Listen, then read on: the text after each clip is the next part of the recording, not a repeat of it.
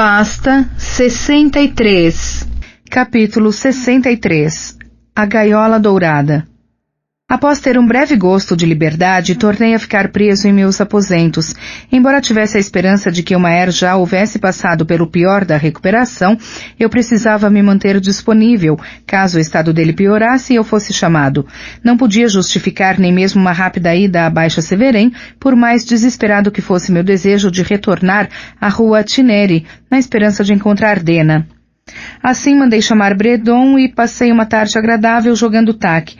Disputamos uma partida após outra e perdi todas elas, cada uma de forma nova e excitante. Dessa vez, ao nos despedirmos, ele deixou a mesa de jogos comigo, alegando que seus criados estavam cansados de carregá-la para lá e para cá, entre nossos aposentos. Além do taque com Bredon e da minha música, eu tinha uma nova distração, embora esta fosse irritante.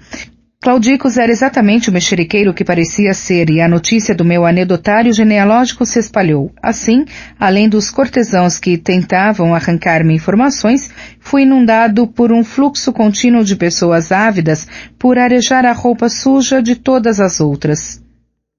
Dissuadi as que pude e incentivei as especialmente fanáticas a escreverem suas histórias e remeterem-nas para mim. Um número surpreendente delas reservou tempo para fazê-lo e uma pilha de relatos difamantes começou a se acumular na escrivaninha de um de meus aposentos não usados. No dia seguinte, quando Maer mandou me chamar, encontrei-o sentado numa cadeira perto da cama, lendo um exemplar de A Prerrogativa dos Reis, de Fiorem, no víntico antigo original. Sua cor estava admiravelmente boa e não vi tremor algum em suas mãos quando ele virou uma página. Alveron não ergueu os olhos quando entrei no quarto. Em silêncio preparei um novo bule de chá com a água quente que me esperava em sua mesa de cabeceira. Servi uma xícara e a pus na mesa junto ao seu cotovelo. Verifiquei a gaiola dourada na sala de espera. Os ligeirinhos voavam para lá e para cá entre os comedouros, fazendo estonteantes jogos aéreos que tornavam difícil contá-los. Mesmo assim, tive razoável certeza de que havia 12. Não pareciam ter piorado em nada, apesar dos 3 dias de dieta venenosa. Resisti à ânsia de dar uns murros na gaiola. Por fim, substituí o frasco de óleo de fígado de bacalhau do Maer e constatei que ainda continha 3/4 do líquido, mais um sinal da queda de minha credibilidade. Sem dizer palavras, juntei minhas coisas e me preparei para sair, mas, antes que chegasse à porta, Alveron ergueu os olhos de seu livro. — Que volte? — Pois não, excelência. — Parece que não estou com tanta sede quanto supunha. Importa-se de terminar isto para mim? — indagou, apontando para a xícara de chá intacta sobre a mesa. — À saúde de vossa graça! Brindei e bebi um gole. Fiz uma careta, acrescentei uma colher de açúcar, mexi e esvaziei o resto da xícara sob a vigilância do Maer. Seus olhos mostravam-se calmos, inteligentes e sábios demais para serem inteiramente bons. Claudicus deixou-me entrar e me conduziu à mesma cadeira de antes. — Dê-me licença por um momento, disse. Preciso cuidar de um experimento, se não temo que se estrague. Subiu depressa um lance de escada que levava a uma parte diferente da torre. Sem mais nada que me chamasse a atenção, tornei a examinar sua disposição de anéis e me dei conta de que a pessoa podia fazer uma estimativa razoável de sua posição na corte, usando-os como pontos de triangulação. Claudicus retornou no instante em que eu considerava distraidamente se devia furtar um de seus anéis de ouro. — Eu não sabia ao certo se o senhor queria seus anéis de volta, disse-me ele, apontando-os. Tornei a olhar para a mesa e os vi pousados numa bandeja. Pareceu-me estranho não os ter notado antes. Apanhei-os e os guardei no bolso interno da capa. — Fico-lhe muito agradecido. — E hoje o senhor vai tornar a levar o remédio para o Maer? Perguntou-me. Fiz que sim, estufando o peito com orgulho. Ao balançar a cabeça, o movimento me deixou tonto. Só então percebi o problema. Eu tinha bebido uma xícara cheia do chá de Alveron.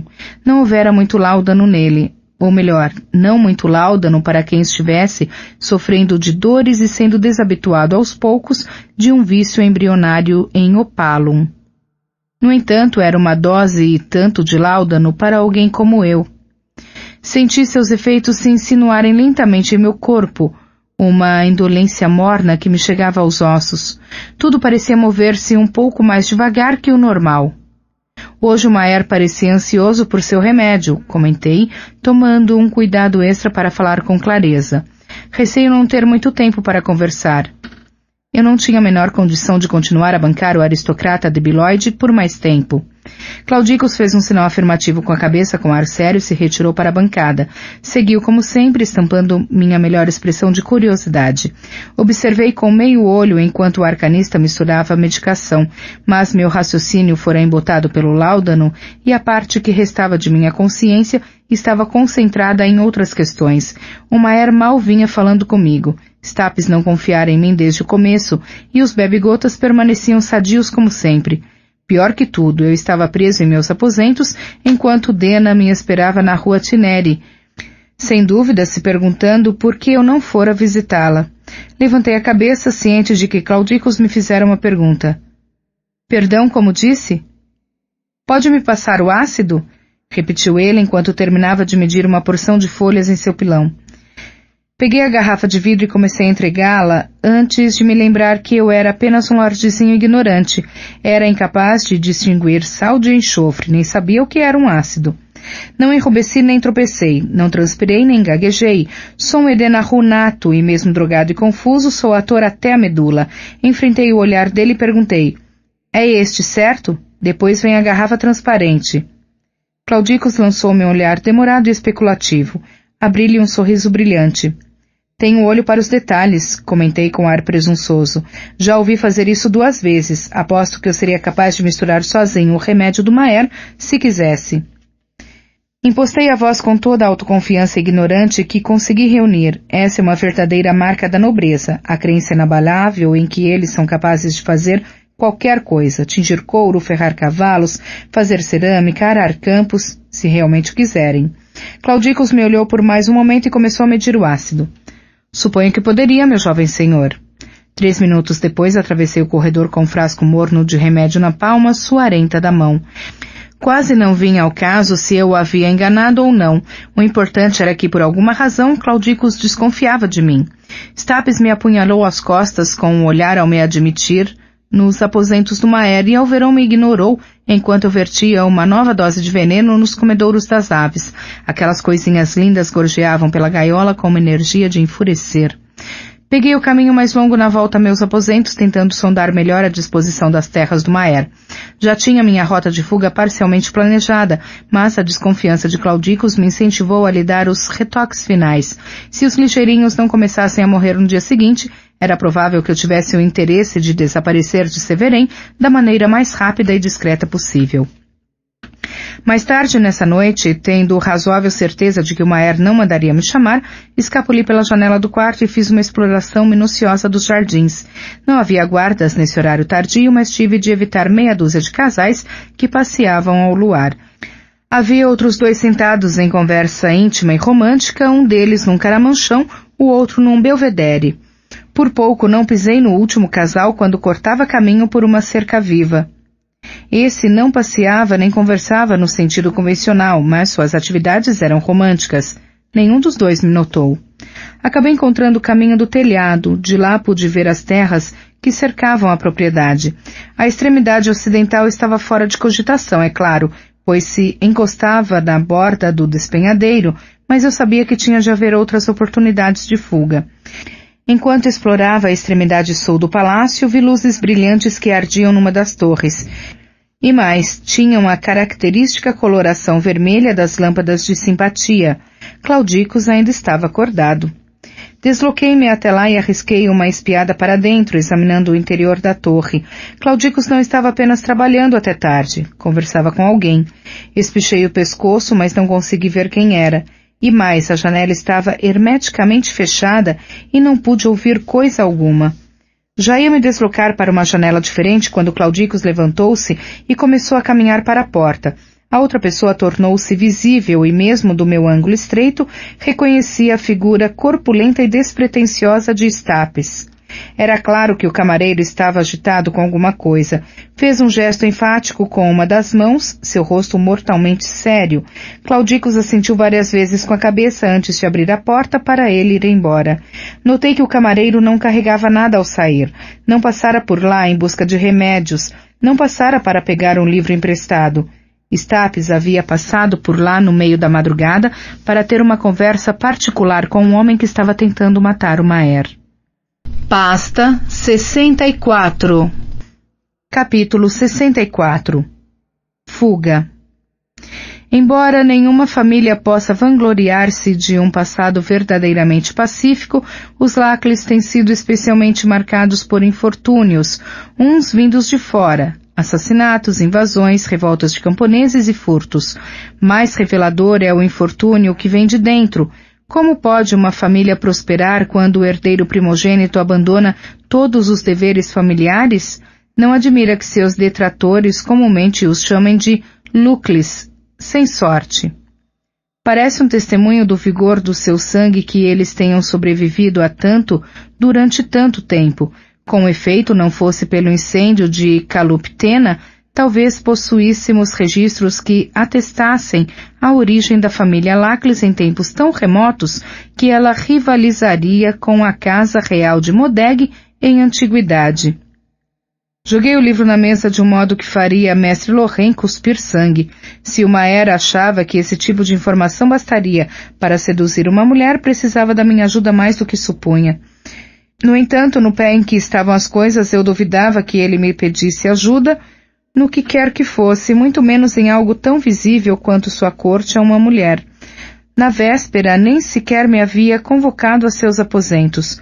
Eu estava claramente desprestigiado e intuí que havia um dedo de Stapes nisso. Considerando-se o que eu tinha visto na Torre de Claudicos 2 noites antes, era bastante óbvio que Stapes fazia parte da conspiração para envenenar o Maher. Embora isso significasse passar o dia inteiro aprisionado em meus aposentos, permaneci onde estava. Sabia que não convinha arriscar a opinião já precária que Elveron fazia de mim, procurando-o sem ser chamado. 1 hora antes do almoço, o Visconde Germain passou por meus aposentos com algumas páginas de mexericos manuscritos. Levou também um baralho, aparentemente pensando em imitar o exemplo de Bredon. Ofereceu-se para me ensinar a jogar tordo e, já que eu estava apenas aprendendo, concordou em jogar pela ninharia de uma única lasca de prata por partida. Cometeu o erro de me deixar dar as cartas e foi embora meio ressentido, depois que eu venci por 18 vezes seguidas. Suponho que eu poderia ter sido mais sutil. Poderia tê-lo enganado como a um peixe com um anzol e trapaceado até lhe tirar metade dos seus bens, mas não estava com disposição para isso. Meus pensamentos não eram agradáveis e eu preferia ficar a sós com eles. 1 hora depois do almoço, decidi que já não estava interessado em cair nas boas graças do Maher.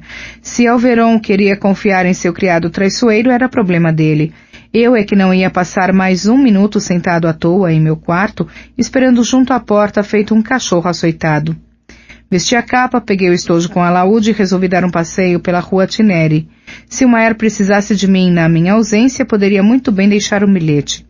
Estava a meio caminho do saguão quando vi o guarda em posição de sentido do lado de fora da minha porta. Era um dos homens de Elveron, vestido de safira e marfim. Ficamos imóveis por um instante. Não fazia sentido perguntar se ele estava ali por minha causa. A minha era a única porta numa distância de 6 metros, em qualquer direção. Encarei-o. E você é? Jais, senhor. Pelo menos eu ainda figurava como senhor. Já valia alguma coisa. E a razão de você estar aqui é? Para acompanhá-lo, caso saia do seu quarto, senhor. Certo. Voltei para o quarto e fechei a porta. Seriam ordens de Elveron ou de Stapes? Não tinha importância, na verdade. Saí pela janela para o jardim, atravessei o pequeno riacho, passei por trás de uma sebe e escalei um trecho do muro decorativo de pedra. Minha capa vinho não era da melhor cor para eu me esgueirar pelas plantas, mas funcionava muito bem no vermelho das telhas da cobertura.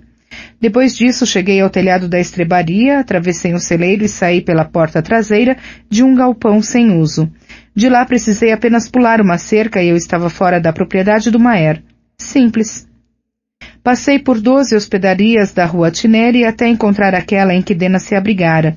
Ela não estava, por isso continuei pela rua mantendo os olhos abertos e confiando na sorte. Avistei-a 1 hora depois, parada junto a uma aglomeração, assistindo, acredite se quiser, a uma montagem de rua de 3 vinténs por um desejo. Sua pele estava mais morena que da última vez que eu a vira na universidade, bronzeada pelas viagens, e ela usava um vestido de gola alta, seguindo a moda local. Sua cabeleira negra lhe caía num feixe liso pelas costas, toda ela, menos uma única trança fina que pendia junto ao rosto. Captei seu olhar no momento em que o Ortigão berrava sua primeira estrofe na peça. Tenho curas para qualquer aflição, produtos meus jamais te trairão, poções por vinténs, resultados certeiros. Se teu coração se afadiga a toda hora, se as pernas não consegues abrir por inteiro, vem direto à minha carroça sem demora e o que te falta terás por teu dinheiro. Dena sorriu ao me ver. Poderíamos ter ficado para assistir à peça, mas eu já conhecia o final. Horas depois, Dena e eu chupávamos doces uvas vintasianas à sombra do despenhadeiro. Algum talhador industrioso havia escavado um nicho raso na pedra branca do penhasco, criando assentos lisos. Era um lugar aconchegante que tínhamos descoberto ao vagar a esmo pela cidade. Estávamos a sós e eu me sentia o homem mais afortunado do mundo. Meu único pesar era não estar com o anel dela. Seria o presente perfeito e inesperado para combinar com nosso encontro também inesperado. Pior que isso, eu nem podia contar-lhe a história do anel. Se o fizesse, seria forçado a admitir que eu tinha usado como garantia do meu empréstimo com Dave. Você parece andar prosperando bastante, comentou Dena, esfregando a ponta da minha capa vinho entre os dedos. Desistiu da vida livresca? Estou tirando umas férias, esquivei-me. No momento auxilio uma era Alveron em 1 ou 2 coisas. Os olhos dela se arregalaram de apreciação. Conte tudo. Desviei o olhar sem jeito. Acho que não posso, são assuntos delicados. Pigarriei e procurei mudar de assunto. E você também parece estar prosperando bastante, comentei roçando 2 dedos no bordado que enfeitava a gola alta de seu vestido. Bem, não ando confraternizando com o Maer, disse ela com um gesto exagerado de deferência na minha direção, mas como mencionei nas minhas cartas... Cartas? Indaguei. Você mandou mais de uma? Ela fez que sim. 3, desde que viajei. Estava para começar a 4ª, mas você me poupou o trabalho. Só recebi uma. Dena encolheu os ombros. Eu preferiria lhe contar pessoalmente de qualquer jeito. Fez uma pausa dramática. Enfim, consegui meu patrocínio formal. É mesmo? Falei encantado. Dena, que notícia maravilhosa. Ela sorriu orgulhosa. Seus dentes eram alvos, em contraste com o tom castanho claro do rosto bronzeado. Os lábios, como sempre, estavam vermelhos, sem a ajuda de qualquer tintura. Ele faz parte da corte daqui de Severém? Perguntei. Como se chama? O sorriso de Dena desfez-se numa expressão séria, bailando confuso em volta da boca. Você sabe que não posso lhe dizer isso, ralhou. Sabe com que zelo ele preserva a privacidade? Minha empolgação desapareceu, deixando-me frio. Ah não, Dena, não é aquele mesmo sujeito de antes, é? O que mandou você tocar naquele casamento entrebom? Dena assumiu um ar intrigado. É claro que é. Não posso lhe dizer seu nome verdadeiro. Como era mesmo que você o chamava? Mestre Olmeira? Mestre Freixo. Respondi e tive a sensação de estar falando com um monte de cinzas na boca. Será que ao menos você sabe o nome verdadeiro dele? Ele lhe disse pelo menos isso antes que assinasse o contrato? Suponho que eu saiba o verdadeiro nome dele, disse Dena, encolhendo os ombros e deslizando a mão pelo cabelo. Quando os dedos tocaram na trança, ela pareceu surpresa por encontrá-la ali e começou a desfazê-la prontamente, os dedos hábeis alisando os fios já soltos. E mesmo que eu não saiba, que importância tem isso? Todos têm segredos que Volt. Não me interessa particularmente quais são os dele, desde que continue a agir de maneira correta comigo. Tem sido muito generoso. Ele não é apenas sigiloso, Dena, protestei. Pelo modo como você o descreveu, eu diria que é paranoico ou está metido em negócios escusos. Não sei por que você implica tanto com ele. Nem acreditei que ela pudesse ter dito isso. Dena, ele bateu em você a ponto de deixá-la desacordada. Ela ficou muito quieta. Não, protestou. Sua mão correu para a mancha já esmaecida no rosto. Não bateu não, eu lhe disse. Eu caí quando estava cavalgando. O idiota do cavalo não sabia diferenciar um graveto de uma cobra. Estou falando do outono passado, em Trebon, insisti, meneando a cabeça. A mão de Dena tornou a cair em seu colo, onde fez um gesto distraído de agitação, tentando brincar com um anel que não estava ali. Ela me fitou com uma expressão vazia. Como você soube disso? Você mesma me contou naquela noite no morro, esperando a chegada do Dracos. Ela baixou os olhos pestanejando. Eu não me lembro de ter dito isso. Você estava meio dopada na ocasião, comentei em tom gentil, mas disse, você me contou tudo. Dena, você não deveria ter de ficar com um homem assim. Qualquer um que seja capaz de fazer aquilo com você... Ele o fez para meu próprio bem, retrucou ela, os olhos negros, começando a faiscar de raiva. Eu lhe disse isso? Lá estava eu, sem um único arranhão, todas as outras pessoas do casamento duras feito pedras. Você sabe como são essas cidadezinhas. Mesmo depois de me encontrarem desacordada, eles acharam que eu podia ter tido alguma coisa a ver com aquilo. Você se lembra? Baixei e balancei a cabeça como um boi sacudindo o jugo. Não acredito nisso. Tinha de haver outra maneira de contornar a situação. Eu teria encontrado outro jeito. Bem, acho que nem todos podemos ser inteligentes como você. Inteligência não tem nada a ver com isso, exclamei quase gritando.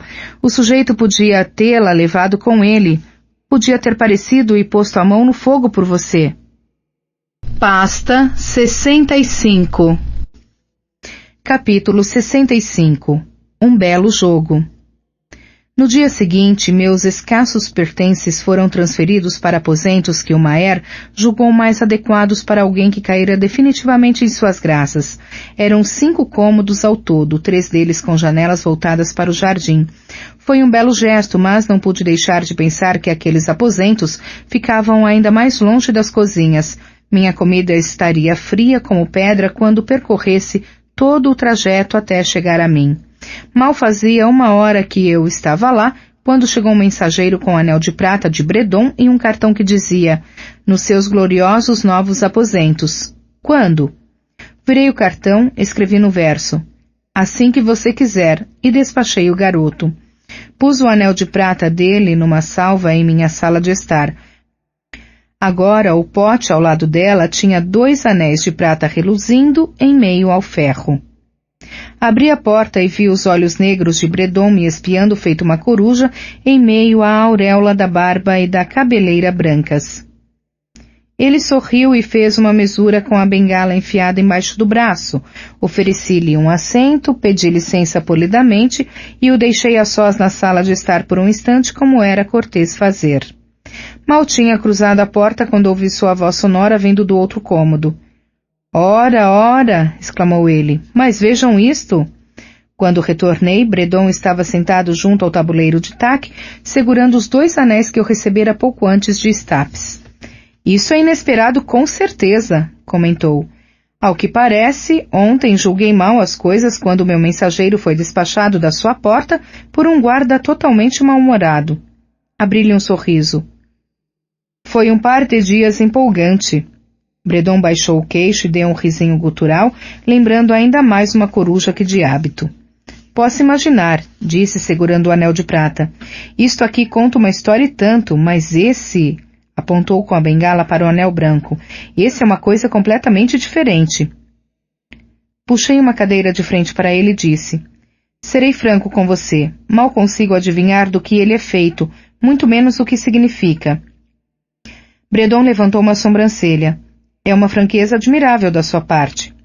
Estou me sentindo um pouco mais seguro da minha situação aqui, admiti, dando de ombros, o bastante para poder ser um pouco menos reservado com as pessoas que foram bondosas comigo. Ele tornou a dar um risinho, repondo o anel de prata no tabuleiro. Seguro, imagino que esteja, disse, pegando o anel branco. Mesmo assim não é de estranhar que não tenha conhecimento disso. Pensei que só existissem 3 tipos de anéis. É verdade, na maioria dos casos, mas a doação de anéis remonta a muito tempo atrás. Os plebeus faziam muito antes de ela se tornar um jogo na aristocracia, e embora Stapes possa respirar o ar rarefeito com o resto de nós, sua família é inegavelmente plebeia. Bredon repôs o anel branco no tabuleiro e cruzou as mãos sobre ele. Esses anéis eram feitos de coisas a que a plebe tivesse acesso com facilidade. Um jovem enamorado podia dar um anel de grama verde e nova a alguém que estivesse cortejando. Um anel de couro era uma promessa de serviço, e assim por diante. E um anel de chifre? Um anel de chifre demonstra inimizade, respondeu Bredon. Inimizade poderosa e duradoura. Ah, murmurei um pouco chocado. Entendo.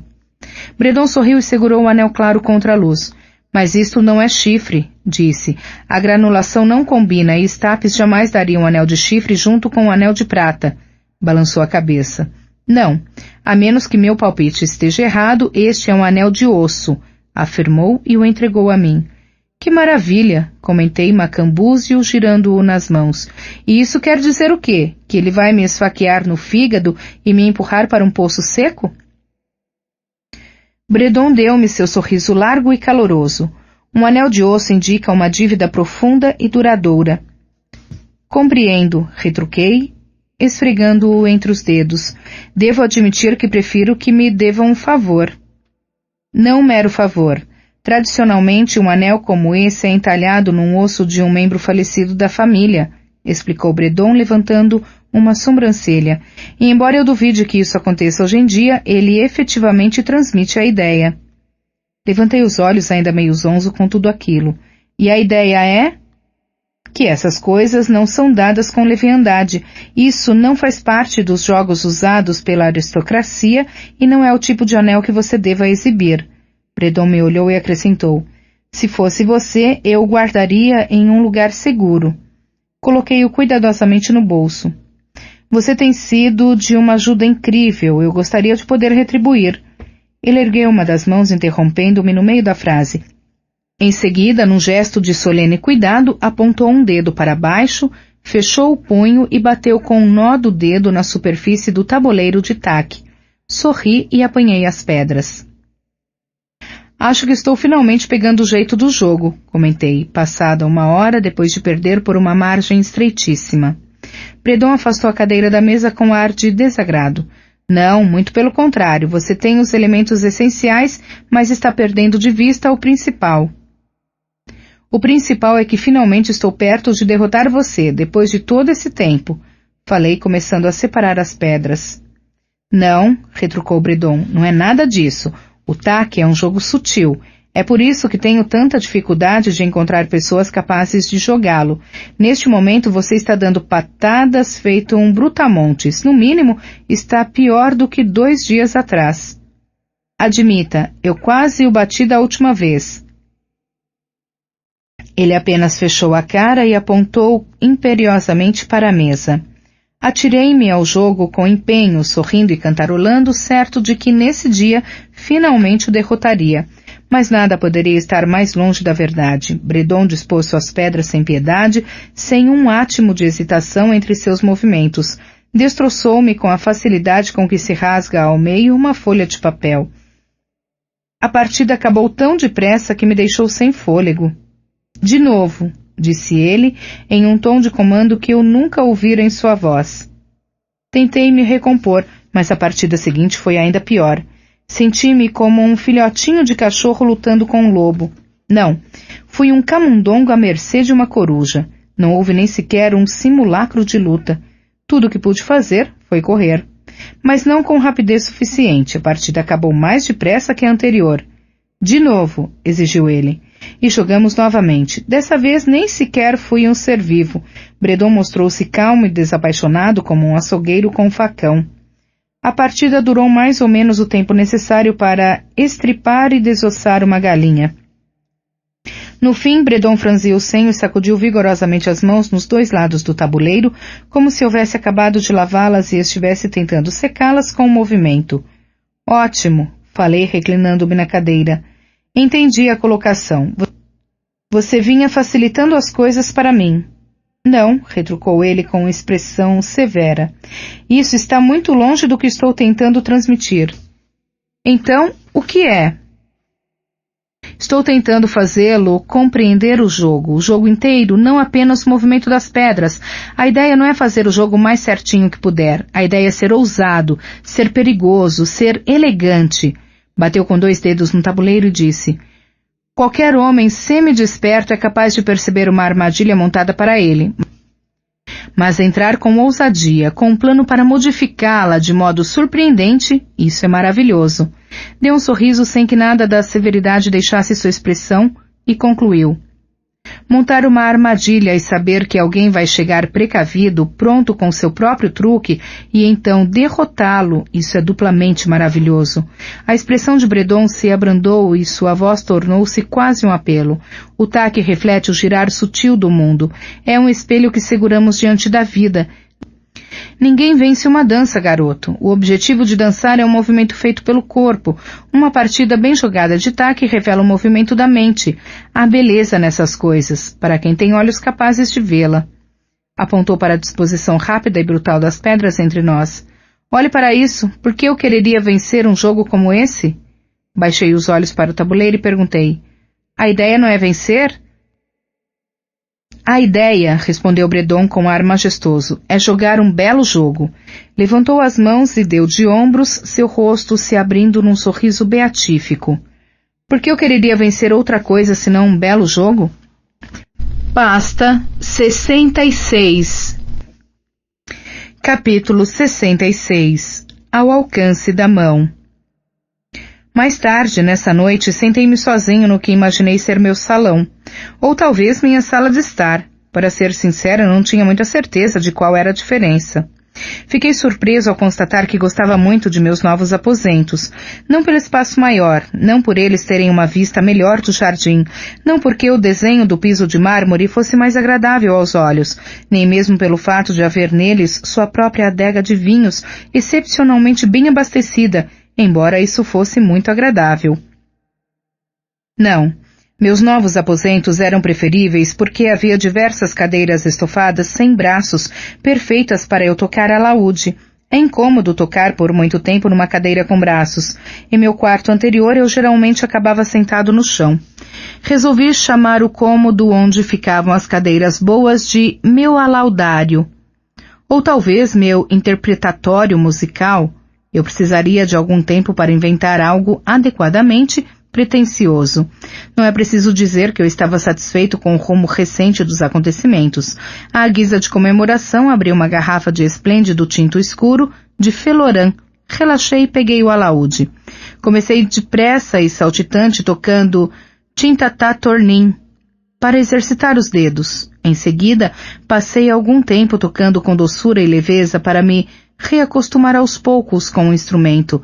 Depois de tocar durante cerca de meia garrafa, pus os pés para cima e minha música se fez lânguida e satisfeita, como um gato sob um raio de sol. Foi nesse momento que ouvi o ruído às minhas costas. Parei numa cacofonia de notas e me levantei de um salto, esperando ver caudicos, os guardas ou algum outro problema mortífero. O que encontrei foi o Maer, dando um sorriso sem jeito, como uma criança que acabasse de pregar uma peça em alguém. Confio em que seus novos aposentos sejam do seu agrado, pois não? Recompus-me e fiz uma pequena mesura. É muito para pessoas como eu, Excelência. É bem pouco, levando em conta minha dívida para com você. Alveron sentou-se num sofá próximo e fez um gesto gentil, indicando que eu deveria ficar à vontade para me sentar também. O que você estava tocando agora há pouco? Indagou. Voltei para minha cadeira. Na verdade, não era propriamente uma canção, Excelência. Eu estava apenas tocando. O Maer ergueu uma sobrancelha. Era uma criação sua? Meneei a cabeça e ele me fez um sinal, dizendo: lamento tê-lo interrompido. Continue, por favor. O que Vossa Graça gostaria de ouvir? Sei de fonte confiável que Meluan Lacles gosta de música e de palavras doces, alguma coisa nessa linha. Há muitos tipos de doçura, Excelência. Toquei a abertura de A Espera de Violet. As notas soaram leves, doces e tristes. Depois passei para o Lai de Savien, com os dedos em movimentos ágeis pelos acordes complexos, fazendo a melodia soar exatamente tão difícil quanto era. Alveron balançou a cabeça, assumindo uma expressão mais satisfeita à medida que eu via. E você também sabe compor? Fiz que sim, descontraído. Sei, excelência, embora fazer direito a essas coisas leve tempo. Quanto tempo? 1 ou 2 dias, ou 3, respondi dando de ombros. Depende do tipo de canção que se deseje. As cartas são mais fáceis. O Maera inclinou-se para a frente. Agrada-me ver que os elogios de Treip não foram exagerados. Admito que o transferi para cá com mais do que a gratidão em mente. Há uma passagem que liga estes aposentos aos meus. Precisaremos encontrar-nos com frequência para discutir minha corte. Isso deverá revelar-se muito conveniente, excelência. Respondi e então escolhi com muito cuidado minhas palavras seguintes. Aprendi a história da família dela, mas isso só vai até certo ponto quando se trata de cortejar uma mulher. Alveron deu um risinho. Você deve me tomar por um tolo, disse em tom gentil. Sei que precisará conhecê-la. Ela estará aqui dentro de 2 dias para uma visita com uma tropa de outros nobres. Proclamei um mês de festejos para comemorar a superação da minha longa doença.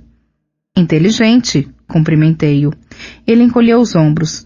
Providenciarei algo para colocá-los desde logo em contato. Você precisa de alguma coisa para exercer sua arte? Uma boa quantidade de papel deve ser suficiente, excelência. Tinta e penas. Nada mais? Ouvi falar de poetas que precisam de certas extravagâncias para ajudá-los em sua composição. Fez um gesto frouxo. Um tipo específico de bebida ou de paisagem? Eu soube de um poeta muito famoso em Renere que conserva à mão um baú cheio de maçãs estragadas. Toda vez que lhe falta inspiração, ele o abre e aspira os vapores que delas emanam. Sou músico, excelência, falei em meio a uma risada. Os poetas que fiquem com suas superstições. Eu só preciso do meu instrumento, 2 boas mãos e conhecimento do meu assunto. A ideia pareceu perturbar Alveron. Nada para ajudar sua inspiração? Eu gostaria que Vossa Graça me desse permissão para circular livremente pela propriedade por Baixa Severém, como me aprouver. É claro, com um dar de ombros descontraído, falei. Nesse caso, tenho a meu dispor tudo de que preciso para me inspirar. Eu mal tinha posto os pés na rua Tineri quando a vi. Depois de toda a busca infrutífera que fizera nos meses anteriores, pareceu estranho que eu agora a encontrasse com tanta facilidade. Dena deslocava-se por entre o povo com lenta graça. Não um empertigamento que passa por graça nos ambientes da corte, mas um vagar natural dos movimentos. Um gato não pensa em se alongar, alonga-se, mas uma árvore não faz nem isso. A árvore simplesmente balança sem o esforço de se mover. Era assim que Dena andava. Alcancei-a o mais depressa que pude, sem chamar sua atenção. Com licença, senhorita. Ela se virou. Seu rosto iluminou-se ao me ver. Pois não? Normalmente eu nunca abordaria uma jovem desta maneira, mas não pude deixar de notar que a senhorita tem os olhos de uma dama por quem um dia estive desesperadamente apaixonado. Que lástima amar apenas uma vez, disse ela, exibindo os dentes alvos num sorriso travesso. Ouvi dizer que alguns homens conseguem fazê-lo 2 vezes ou até mais. Ignorei sua pilhéria. Só me deixo ser tolo uma vez, nunca mais voltarei a amar. Sua expressão abrandou-se e ela pôs a mão de leve em meu braço. Pobre homem, ela deve ter-vos magoado terrivelmente. É verdade, magoou-me em mais de um sentido. Mas essas coisas são de se esperar, disse ela com naturalidade. Como poderia uma mulher não amar um homem tão marcante quanto vós? Não sei, respondi com ar modesto, mas creio que não deve amar, pois me fisgou com seu riso fácil, depois escapuliu sem dizer palavra, como o orvalho à pálida luz do amanhecer. Como um sonho ao despertar, acrescentou Dena com um sorriso. Como uma donzela encantada esgueirando-se por entre as árvores. Dena calou-se por um instante. Ela devia ser mesmo maravilhosa para vos seduzir tão completamente, disse em seguida, fitando-me com um olhar sério. Era incomparável. Ora, vamos, falou, mudando de estilo e assumindo um tom jovial. Todos sabemos que ao apagar as luzes, todas as mulheres têm a mesma estatura. Deu uma risadinha rouca e uma cotovelada cúmplice em minhas costelas. Não é verdade, retruquei com firme convicção. Bem, disse Dena devagar, creio que terei de aceitar sua palavra. Tornou a me fitar. Talvez com o tempo você possa me convencer. Contemplei o castanho escuro de seus olhos. Sempre foi essa a minha esperança. Dena sorriu e meu coração saltou no peito. Conserve-a, disse. Enfiou o braço na dobra do meu e acertou o passo comigo. Porque sem esperança, o que resta a qualquer um de nós? Pasta 67. Capítulo 67. Observando rostos. Passei boa parte dos 2 dias seguintes sob a tutela de Stapes para garantir que eu conheceria a etiqueta apropriada num jantar formal. Já estava familiarizado com boa parte dela, graças aos meus primeiros anos de infância, mas alegrou-me poder contar com essa revisão. Os costumes diferem de um lugar para outro e de ano para ano, e até pequenas gafes podem levar a um enorme embaraço. Assim, Stapes serviu um jantar só para nós 2, depois me informou de uma dezena de erros pequenos, mas importantes, que eu havia cometido. Pousar um talher sujo, por exemplo, era considerado grosseria. Isso queria dizer que era perfeitamente aceitável limpar a faca com uma lambida. Na verdade, se a pessoa não quisesse sujar seu guardanapo, essa era a única coisa correta a fazer. Era impróprio comer um pedaço inteiro de pão. Devia restar sempre uma parte no prato, de preferência mais que uma casquinha. O mesmo se aplicava ao leite. O último gole sempre devia permanecer no copo. No dia seguinte, Stapes preparou outro jantar e cometi mais erros. Tecer comentários sobre a comida não era grosseiro, mas era vulgar. O mesmo se aplicava a cheirar o vinho, e ao que parece, aquele queijinho macio que me fora servido tinha casca. Uma casca que qualquer pessoa civilizada reconheceria como não comestível e destinada a ser retirada. Como bárbaro que sou, havia comido tudo, e achava muito saboroso. Mesmo assim, anotei o fato e me resignei a jogar fora metade de um queijo perfeitamente bom, caso fosse posto à minha frente. Este é o preço da civilização. Cheguei ao banquete usando um traje feito sob medida para a ocasião. As cores me caíam bem, verde folha e preto. Havia um excesso de brocado para o meu gosto, mas nessa noite curvei-me a contragosto à moda, já que estaria sentado à esquerda de Meluan Lacles. Stapes havia montado 6 jantares formais para mim nos 3 dias anteriores e eu me sentia preparado para qualquer coisa. Ao chegar à parte externa do salão de banquete, imaginei que o mais difícil da noite seria fingir interesse na comida. No entanto, embora tivesse sido preparado para a refeição, eu não fora para a visão da própria Meluan Lacles. Por sorte, minha formação teatral entrou em ação e eu me portei com desenvoltura em todo o ritual de sorrir e oferecer o braço. Ela me deu um aceno cortês com a cabeça e fizemos juntos nossa procissão para a mesa. Havia candelabros altos com dezenas de velas, jarros de prata entalhados continham água quente para as tigelas das mãos e água gelada para servir nos copos. Vasos antigos com requintados arranjos florais adocicavam o ar. Cornucópias transbordavam com frutas lustrosas. Pessoalmente achei aquilo espalhafatoso, mas era tradicional, uma vitrine da riqueza do anfitrião. Dirigi-me à mesa com Lady Lacles e puxei a cadeira para ela. Tinha evitado olhar em sua direção ao cruzarmos o salão, mas ao ajudá-la a se acomodar em seu assento, seu perfil pareceu-me de uma semelhança tão marcante como de outra pessoa que não pude evitar fitá-lo. Eu a conhecia, tinha certeza, mas por nada no mundo seria capaz de recordar onde nos teríamos encontrado. Enquanto me sentava, tentei imaginar onde poderia tê-la visto. Se as terras dos Lacles não ficassem a 1.600 quilômetros de distância, eu teria suposto conhecê-la da universidade, mas isso era ridículo. A herdeira dos Lacles não estudaria tão longe de casa. Meus olhos vagaram por aquelas feições irritantemente familiares. Eu a teria conhecido na eólica? Não parecia provável.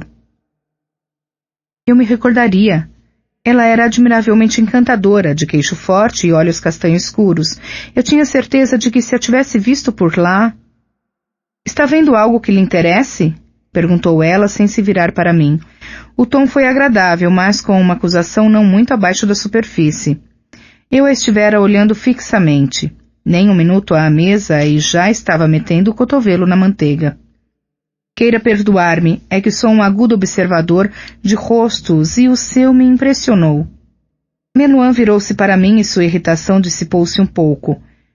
Você é turagiador? Os turagiadores se diziam capazes de adivinhar a personalidade ou o futuro com base nos traços do rosto, dos olhos e do formato da cabeça. Superstição vintasiana da mais pura. Faço minhas incursões, milady. É mesmo? E o que lhe diz meu rosto? Indagou ela, erguendo a cabeça e desviando os olhos de mim. Fingi examinar-lhe as feições, notando a palidez de sua pele e o cabelo castanho caprichosamente cacheado.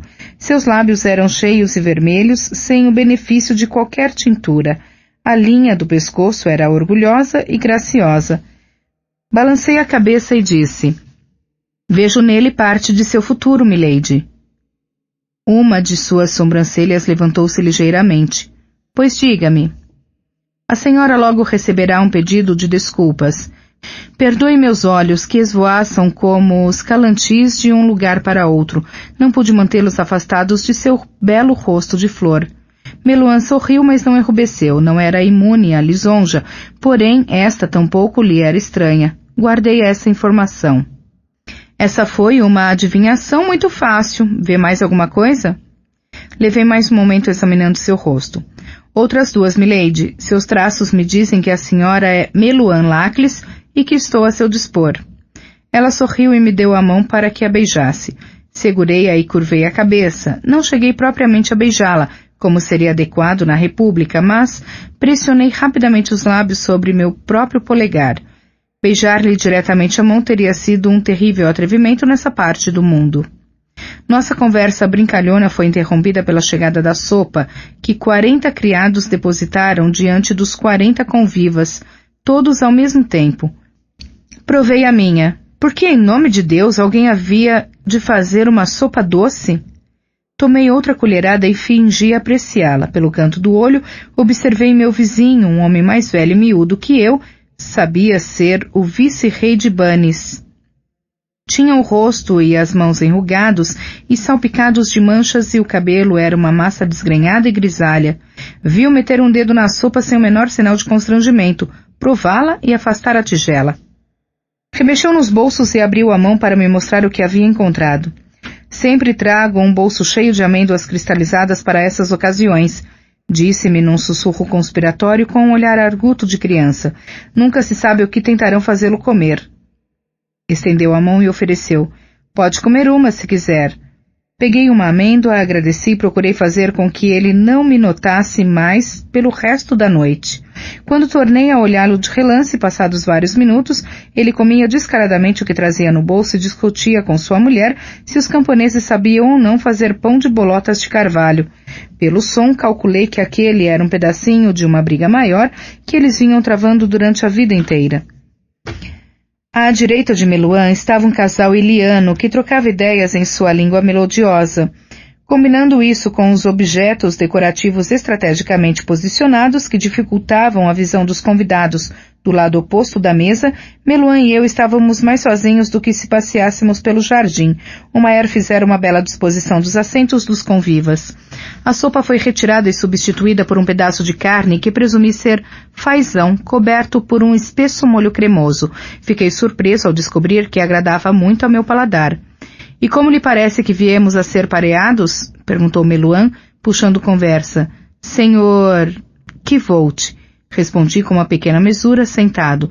Talvez o Maier desejasse que alguém a divertisse. Às vezes sou divertido. De fato. Ou talvez eu tenha pago ao econômo uma soma inacreditável em dinheiro. Um sorriso fugaz tornou a bailar em seu rosto e ela bebeu um gole d'água. Gosta de ousadia, pensei. Limpei os dedos e quase pus o guardanapo na mesa, o que teria sido um erro terrível. Era o sinal para que se retirasse qualquer prato que estivesse sendo servido no momento. Se o resto fosse feito cedo demais, implicaria uma crítica silenciosa, mas contundente à hospitalidade do anfitrião. Senti uma gota de suor começar a descer pelas minhas costas, entre os ombros, enquanto dobrava com deliberação o guardanapo e o depositava em meu colo. E como o senhor ocupa seu tempo, Sr. Kvolt? Ela não perguntou por meu trabalho, o que significou que supunha que eu era membro da nobreza. Por sorte, eu já estava me preparando para isso. Escreva um pouco, genealogias, uma ou outra peça. Agrada-lhe o teatro? Vez por outra, depende. Depende da peça? Depende dos atores, disse com um toque de estranha tensão na voz. Eu não teria notado se não estivesse observando Lady Larkles tão atentamente. Resolvi deslocar o assunto para um terreno mais seguro. Como lhe pareceram as estradas em sua vinda para Severen? Perguntei. Todos gostam de reclamar das estradas. É um assunto tão seguro quanto o clima. Ouvi dizer que tem havido certas dificuldades com bandidos no norte, acrescentei. Tinha esperança de animar um pouco a conversa. Quanto mais ela falasse, mais eu poderia conhecê-la. As estradas estão sempre repletas de bandidos Ru nesta época do ano, foi a resposta fria de Meluan. Não só bandidos, mas bandidos Ru. Ela proferiu a palavra com uma versão tão fria, pesando na voz que senti um calafrio ao ouvi-la. Meluan odiava os Ru. Não era a simples antipatia que a maioria das pessoas sentia por nós, mas um ódio verdadeiro, nítido, contundente. Fui poupado de dar uma resposta pela chegada de tortas geladas de frutas. À minha esquerda, o vice-rei discutia bolotas com sua esposa. À direita, Meluan cortou ao meio uma tortinha de morango, o rosto pálido feito uma máscara de marfim. Ao ver suas unhas impecavelmente polidas rasgarem a massa em pedaços, percebi que seus pensamentos estavam voltados para os Ru. À parte a breve menção aos Edena Ru, a noite correu muito bem. Aos poucos deixei Meluan à vontade, conversando informalmente sobre trivialidades. O jantar refinado durou 2 horas, dando-nos bastante tempo para discussões. Constatei que ela era tudo o que sugerira ao Veron. Perspicaz, atraente e bem-falante. Nem mesmo saber que ela abominava os Ru conseguiu impedir-me por completo de apreciar sua companhia. Regressei a meu quarto logo após o jantar e comecei a escrever. Quando Maer foi procurar-me, eu tinha 3 rascunhos de carta, o esboço de uma canção e 5 páginas cheias de anotações e expressões que esperava usar posteriormente. Entre, excelência, falei olhando-o de relance. Ele mal parecia o mesmo homem doentio e trêmulo cuja saúde eu ajudara a recuperar. Ganhara um pouco de peso e parecia 5 anos mais moço. O que achou dela? Perguntou-me. Ela mencionou algum pretendente durante a conversa de vocês? Não, excelência. Respondi entregando-lhe um papel dobrado.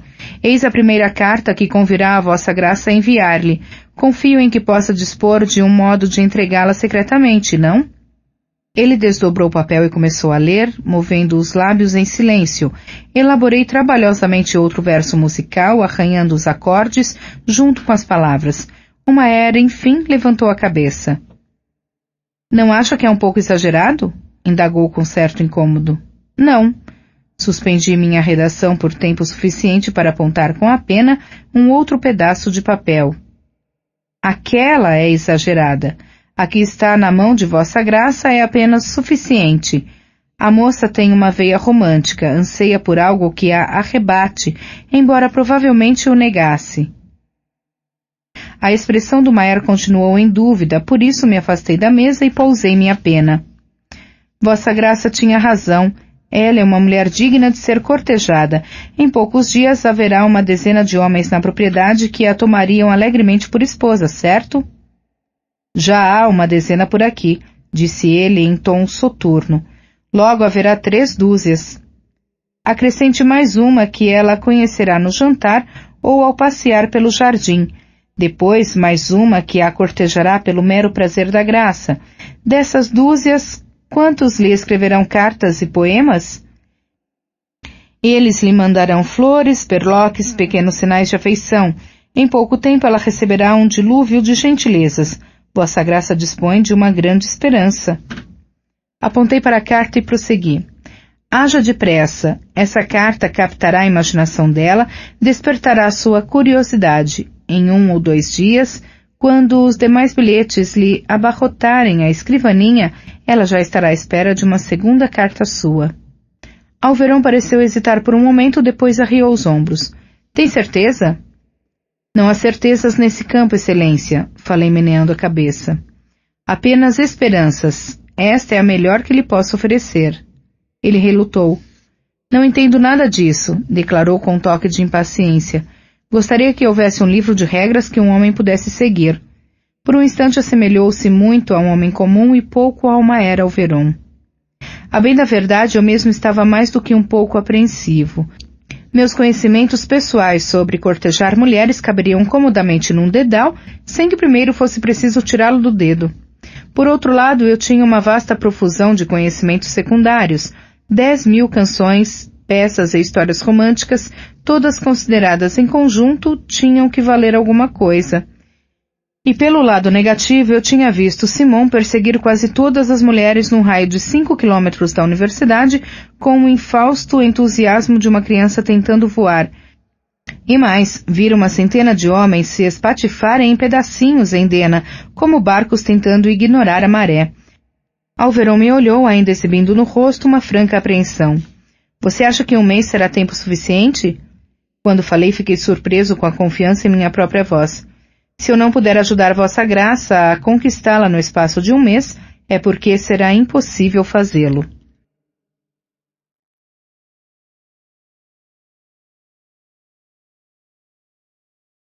Pasta 68. Capítulo 68. O preço do pão. Os dias que se seguiram foram prazerosos. Minhas horas de sol eram passadas com Dena, em Baixo Severém, explorando a cidade e a zona rural que a cercava. Gastávamos o tempo cavalgando, nadando, cantando ou simplesmente conversando durante as tardes. Eu a lisonjeava escandalosamente e sem esperança, porque só um tolo esperaria conquistá-la. Depois disso, voltava para meus aposentos e redigia a carta que se houvesse construído dentro de mim durante o dia inteiro, ou então derramava-me numa torrente de canções, e na carta ou na canção dizia todas as coisas que não me atrevera a dizer a Dena durante o dia, coisas que eu sabia que só a levariam a fugir, assustada. Talvez a carta ou a música eu a reescrevia. Podava um pouco as arestas, retirava um ou outro dito mais franco.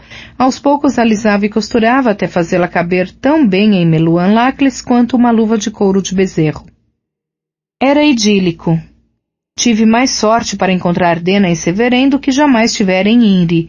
Nossos encontros duravam horas a fio, às vezes eram mais de um por semana, às vezes por 3 ou 4 dias seguidos. A bem da franqueza, porém, as coisas não eram perfeitas. Havia uns carrapichos no cobertor, como meu pai costumava dizer. O primeiro era um jovem cavalheiro chamado Gered, que acompanhou Dena num de nossos primeiros encontros na Baixa Severém. Ele não a conhecia como Dena, é claro, chamava de Alora. E foi o que fiz pelo resto do dia. O rosto de Gered exibia a expressão malfadada que eu tinha passado a conhecer muito bem. Ele conhecera Dena por tempo suficiente para se enamorar dela e começava a se dar conta de que esse tempo estava chegando ao fim. Observei-o cometer os mesmos erros que vira outros cometerem antes dele. O rapaz a enlaçava possessivamente com o braço, presenteou-a com um anel. Ao passearmos pela cidade, se o olhar dela se concentrava em alguma coisa por mais de 3 segundos, Gered se oferecia para comprá-la. Tentava prendê-la à promessa de um encontro seguinte.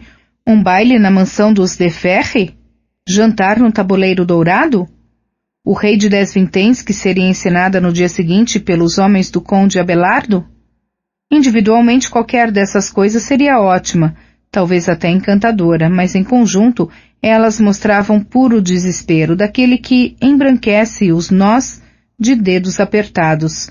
O rapaz agarrava-se a Dena como se fosse um náufrago e ela, uma tábua de madeira. Lançava-me olhares furiosos quando Dena não estava prestando atenção, e nessa noite, quando ela se despediu de nós dois, o sujeito tinha um rosto contraído e branco como se já estivesse morto havia 2 dias. O segundo carrapicho foi pior. Depois de eu ajudar o Maer a cortejar sua dama por quase 2 onzenas, Dena desapareceu, sem vestígio nem aviso, nada de bilhete de despedida ou de desculpas. Esperei por 3 horas na cocheira em que havíamos combinado de nos encontrar. Depois disso fui até a sua hospedaria apenas para descobrir que ela partira na noite anterior, levando tudo que era seu. Fui até o parque onde havíamos almoçado na véspera, depois a 1 dúzia de outros lugares em que criáramos o hábito de ficar na companhia um do outro. Era quase meia-noite quando tomei o elevador de volta ao topo do despenhadeiro. Mesmo nessa hora, uma parte ingênua de mim torceu para que ela me recebesse lá em cima, correndo de novo para os meus braços com seu impetuoso entusiasmo. Mas ela não estava lá. Nessa noite não escrevi carta nem canção para Meluan. No segundo dia, perambulei feito um espectro por Baixa Severém durante horas, inquieto e magoado. À noite, em meus aposentos, transpirei, xinguei e amassei 20 folhas de papel até chegar a 3 parágrafos curtos e semi-toleráveis que entreguei ao Maer para que lhes desse o destino que desejasse. No terceiro dia, meu coração pesou feito uma pedra em meu sapato. Tentei terminar a canção que estava escrevendo para o Maer, mas dos meus esforços não saiu nada que valesse a pena.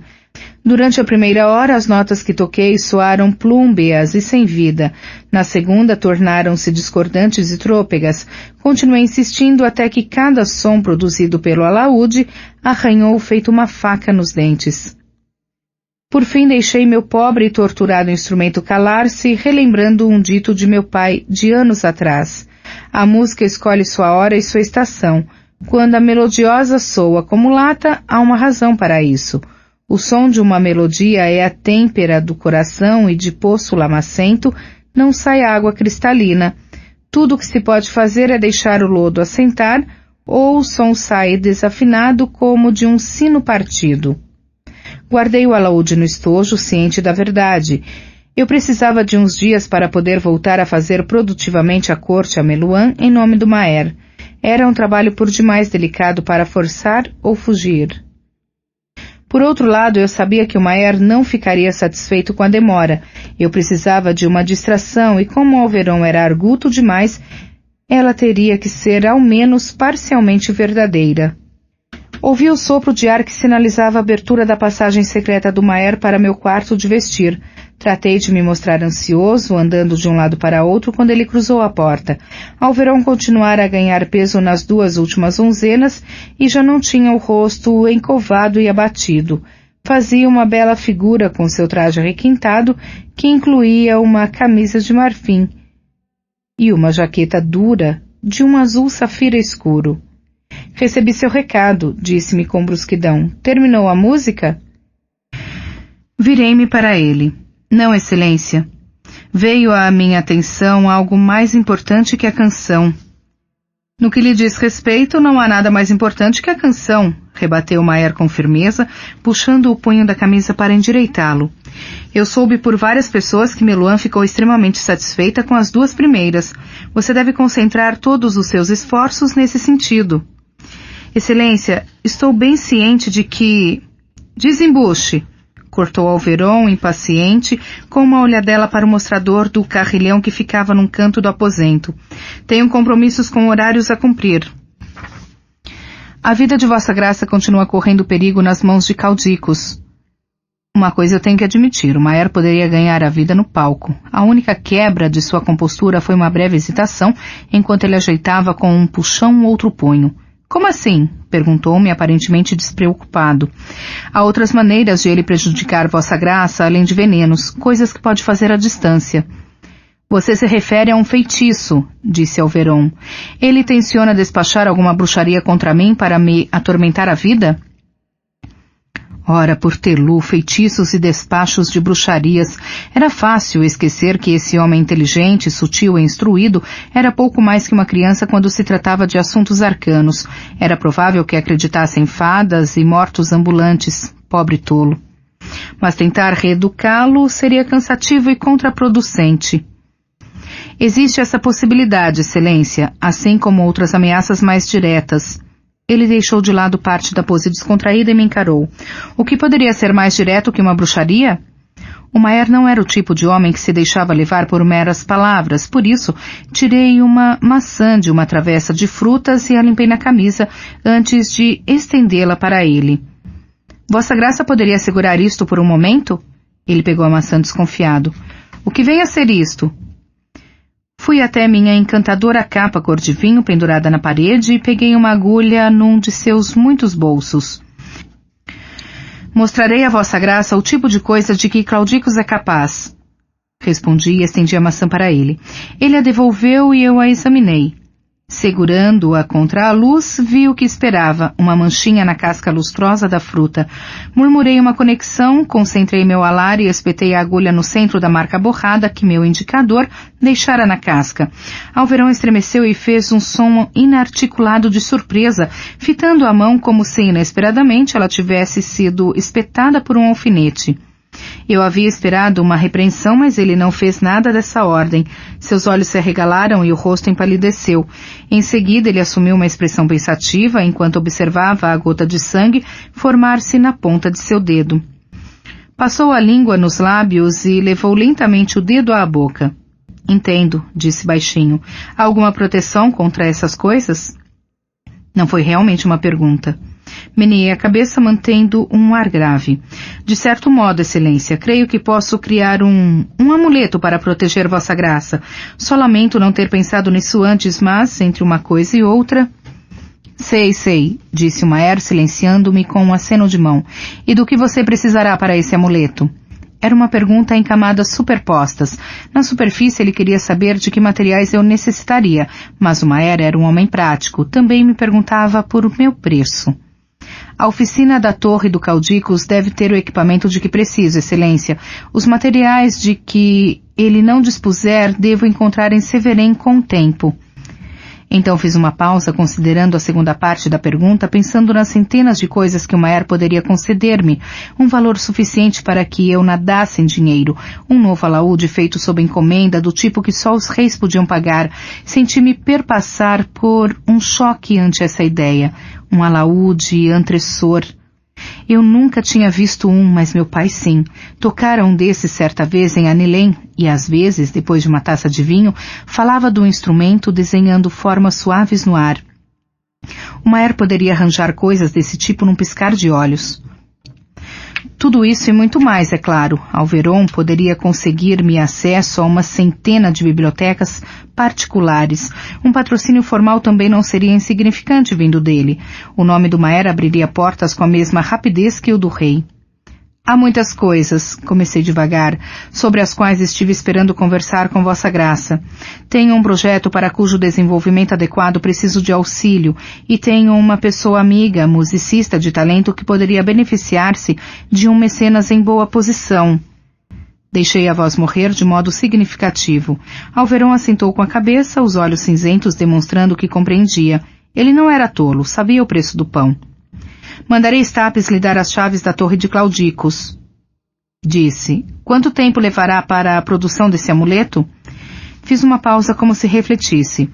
Pelo menos 4 dias, Excelência, respondi. Isso me daria tempo para que as águas lodosas da minha fonte criativa clareassem, ou para que Dena regressasse de fosse qual fosse a missão que a levara embora de repente. Se eu tivesse certeza do equipamento dele, o prazo poderia ser menor, mas terei de agir com cautela. Não sei o que Caudicus pode ter feito para criar dificuldades antes de fugir. Alverón franziu o senho. Você também poderá dar continuidade ao seu projeto atual? Não, Excelência. Será bastante cansativo e demorado, sobretudo considerando-se minha suposição de que Vossa Graça prefira que eu use de circunspecção para obter meu material na Baixa Severém, pois não? É claro que sim, confirmou ele, exalando o ar com força pelo nariz. Maldito aborrecimento, as coisas estavam indo tão bem. Quem posso chamar para escrever cartas enquanto você estiver ocupado? Indagou em tom meditativo, basicamente para si mesmo. Eu precisava cortar essa ideia pela raiz, não queria dividir com ninguém o mérito pela corte feita a Meluan. Creio que isso não será necessário, Excelência. 7 ou 8 dias atrás, talvez... Mas agora, como disse Vossa Graça, contamos com o interesse dela. A jovem está animada, ansiosa pelo próximo contato. Se alguns dias se passarem sem que chegue nada de nós, ela ficará decepcionada. O mais importante, no entanto, é que ficará ansiosa pelo retorno de sua atenção. O Maer alisou a barba com uma das mãos numa expressão pensativa. Pensei em tecer uma comparação com os momentos em que se trabalha o peixe na linha, mas duvidei que Alveron jamais houvesse praticado uma atividade tão rústica quanto a pesca. Não quero fazer suposições, Excelência, mas nos tempos de mocidade, algum dia Vossa Graça tentou conquistar a afeição de uma jovem? Alveron sorriu ante a formulação cuidadosa de minha pergunta. Pode supor que sim. E quais delas lhe pareciam mais interessantes? As que saltavam prontamente para os braços de Sua Graça ou as que eram mais difíceis, relutantes ou até indiferentes a seus avanços? Os olhos do Maer fitaram a distância, rememorando. O mesmo se aplica às mulheres, prossegui. Algumas não suportam que um homem se agarre a elas e todas apreciam certo espaço para fazer suas próprias escolhas. É difícil sentir falta de algo que está sempre presente. Alveron assentiu com a cabeça. Há alguma verdade nisso. A ausência alimenta a afeição, disse e balançou com mais firmeza a cabeça. Muito bem. 3 dias. Ele deu uma espiada no carrilhão. E agora preciso... Uma última coisa, Excelência, apressei-me a dizer. O amuleto que farei será ajustado especificamente para Vossa Graça e requererá um pouco de sua cooperação. Pigarreei e prossegui. Mais exatamente, um pouco de... Tornei a pigarrear. De algumas substâncias de Vossa Graça. Fale claro. Uma pequena quantidade de sangue, saliva, pele, cabelo e urina. Suspirei internamente, ciente de que, para alguém com a supersticiosa mentalidade vintasiana, isso soaria como uma receita de bruxaria ou outra coisa igualmente ridícula. Como eu havia esperado, os olhos do Maer se estreitaram ante a lista. Embora eu não seja especialista, disse-me devagar, essas me parecem ser justamente as coisas de que conviria eu não me separar. Como posso confiar em você? Eu poderia ter protestado minha lealdade, destacado os serviços já prestados ou chamado sua atenção para o fato de já ter salvado a vida dele. No entanto, durante o mês anterior eu passara a saber como funcionava a mente de Alveron. Abri-lhe meu melhor sorriso entendido. Vossa Graça é um homem inteligente. Tenho certeza de que sabe a resposta sem que eu precise dá-la. Ele retribuiu meu sorriso. Nesse caso, faça-me a gentileza. Encolhi os ombros. Vossa Graça não terá qualquer serventia para mim se estiver morto. Seus olhos cinzentos perscrutaram os meus por um momento e em seguida ele meneou a cabeça, satisfeito. É verdade. Mande uma mensagem quando necessitar dessas coisas. Antes de virar-se para sair, repetiu. 3 dias. Pasta 69. Capítulo 69. Tamanha loucura. Fui várias vezes à Baixa Severém obter materiais para o gramo de Alveron, ouro bruto, níquel e ferro, carvão e ácidos para entalhar. Obtive o dinheiro para essas compras vendendo várias peças do equipamento da oficina de Caudicos. Poderia tê-lo pedido ao Maer, mas preferia que ele pensasse em mim como independentemente engenhoso e não como um dreno financeiro contínuo. Por pura coincidência, no decorrer dessa compra e venda, visitei muitos dos locais onde Dena e eu havíamos passado algum tempo juntos. Ficara tão acostumado a encontrá-la que agora captava vislumbres dela quando não estava presente. Todos os dias meu coração se enchia de esperança quando eu a via dobrando uma esquina, entrando numa sapataria, erguendo a mão para me dar um aceno do outro lado de um pátio. Mas nunca era realmente ela e toda a noite eu regressava à residência do Maer, mais desolado que na véspera. Para piorar as coisas, Bredon partira de Severém dias antes, a fim de visitar parentes próximos.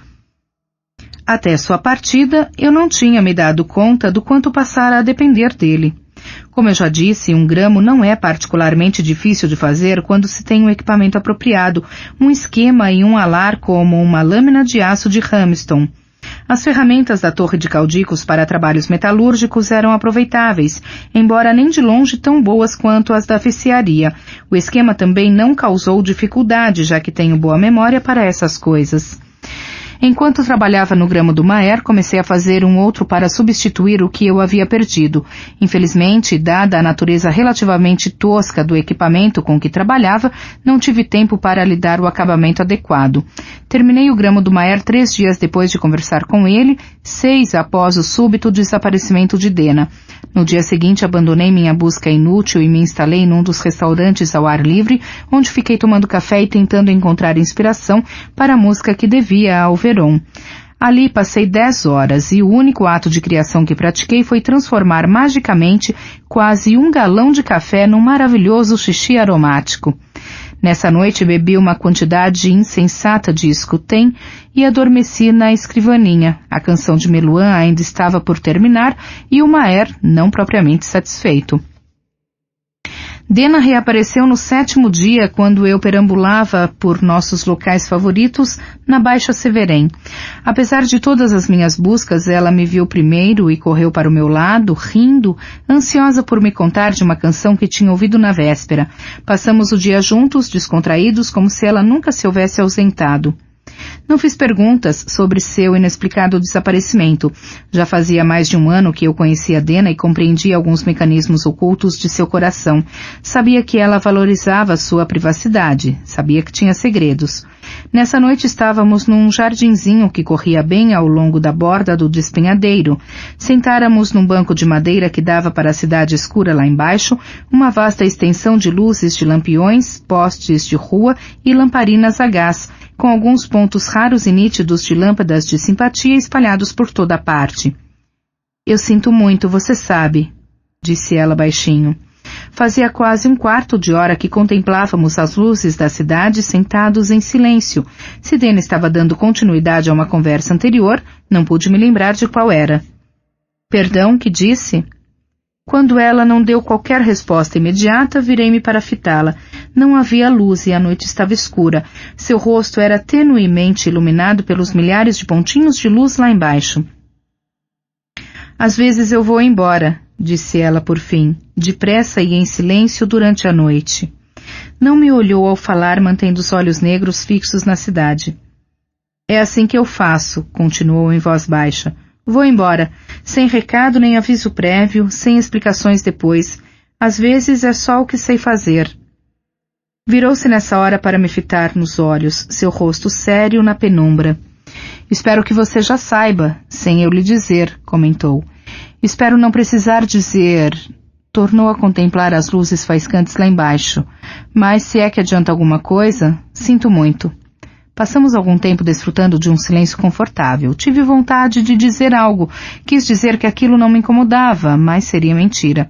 Quis dizer-lhe que a única coisa que me importava realmente era que ela voltasse, mas tive medo de que isso fosse verdadeiro demais. Assim, em vez de me arriscar a dizer algo errado, não falei nada.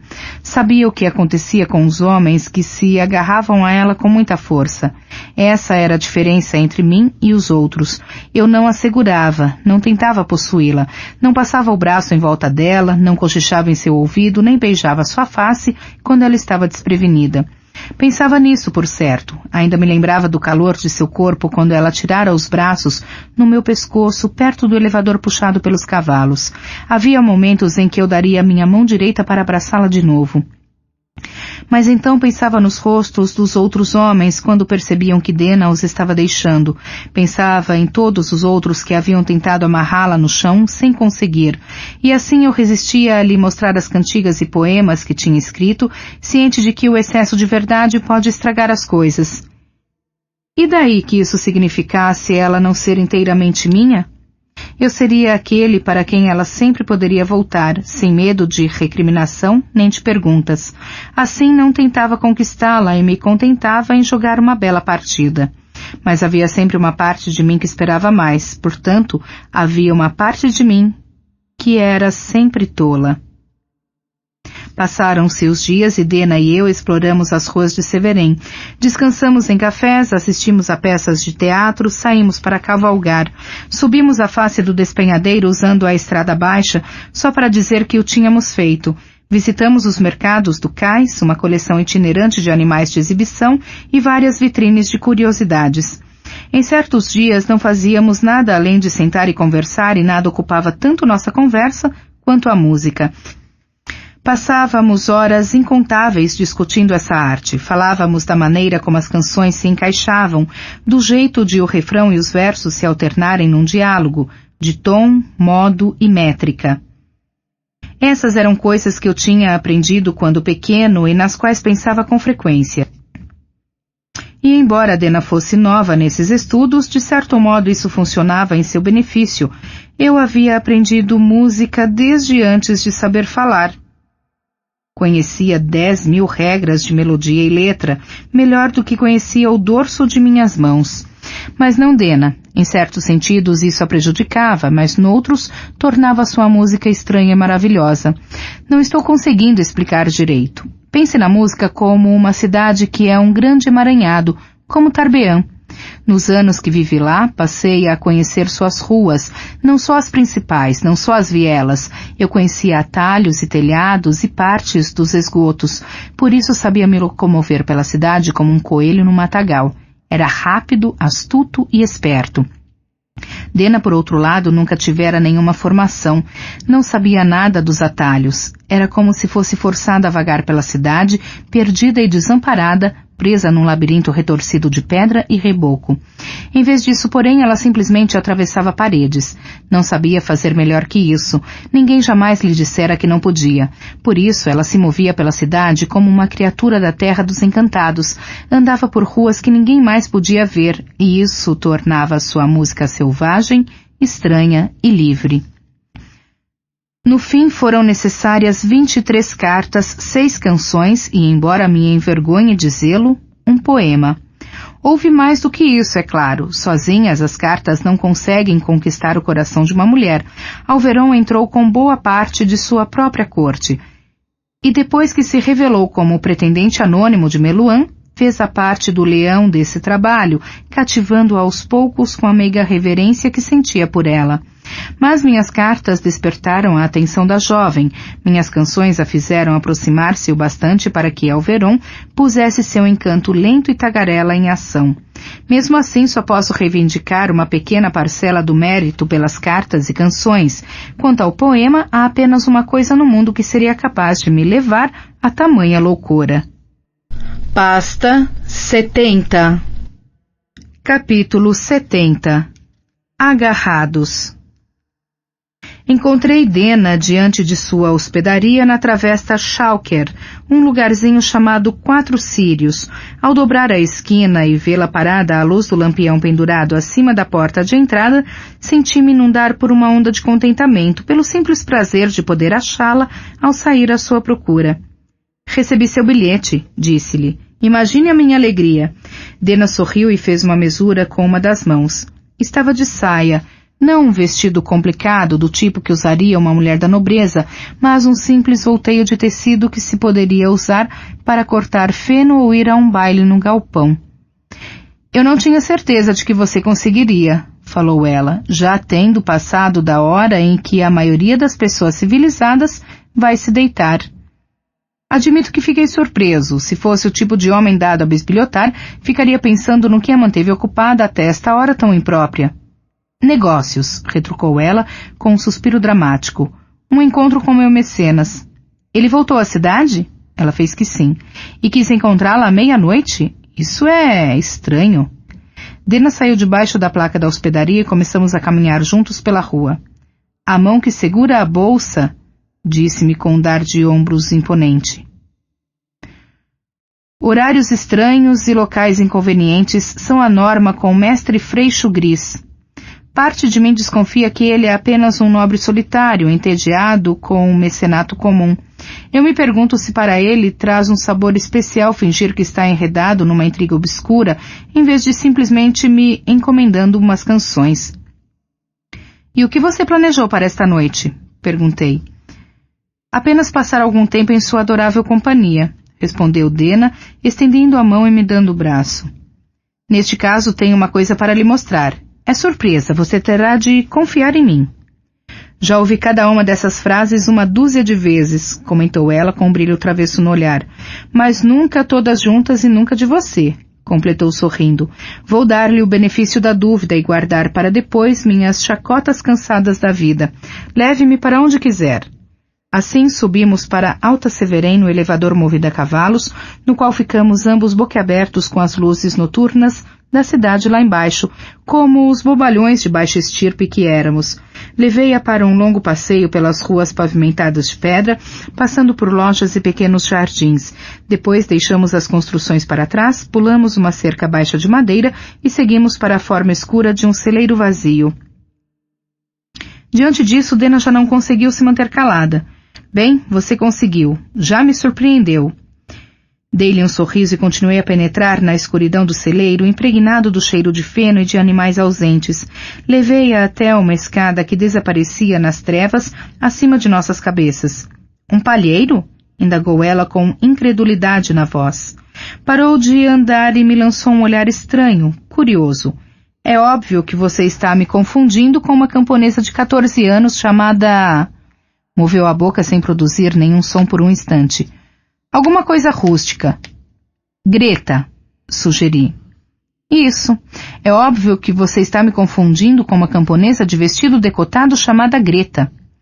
Fique tranquila, se pretendesse tentar seduzi-la, não agiria assim. Ah, é? Disse ela passando a mão pelo cabelo. Distraídos, seus dedos começaram a entrelaçar mechas numa trança, mas Dena parou e a desfez. Nesse caso, o que estamos fazendo aqui? Você mencionou o quanto gostava de jardins, e os do Alveron são particularmente bonitos. Achei que poderia gostar de dar uma volta por lá. No meio da noite, disse Dena. Um encantador passeio ao luar, corrigi. Você não tem luar, assinalou ela. Se a lua está por aí, ela mal passa de uma lasca fina. Seja como for, rebati, recusando-me a me deixar desanimar.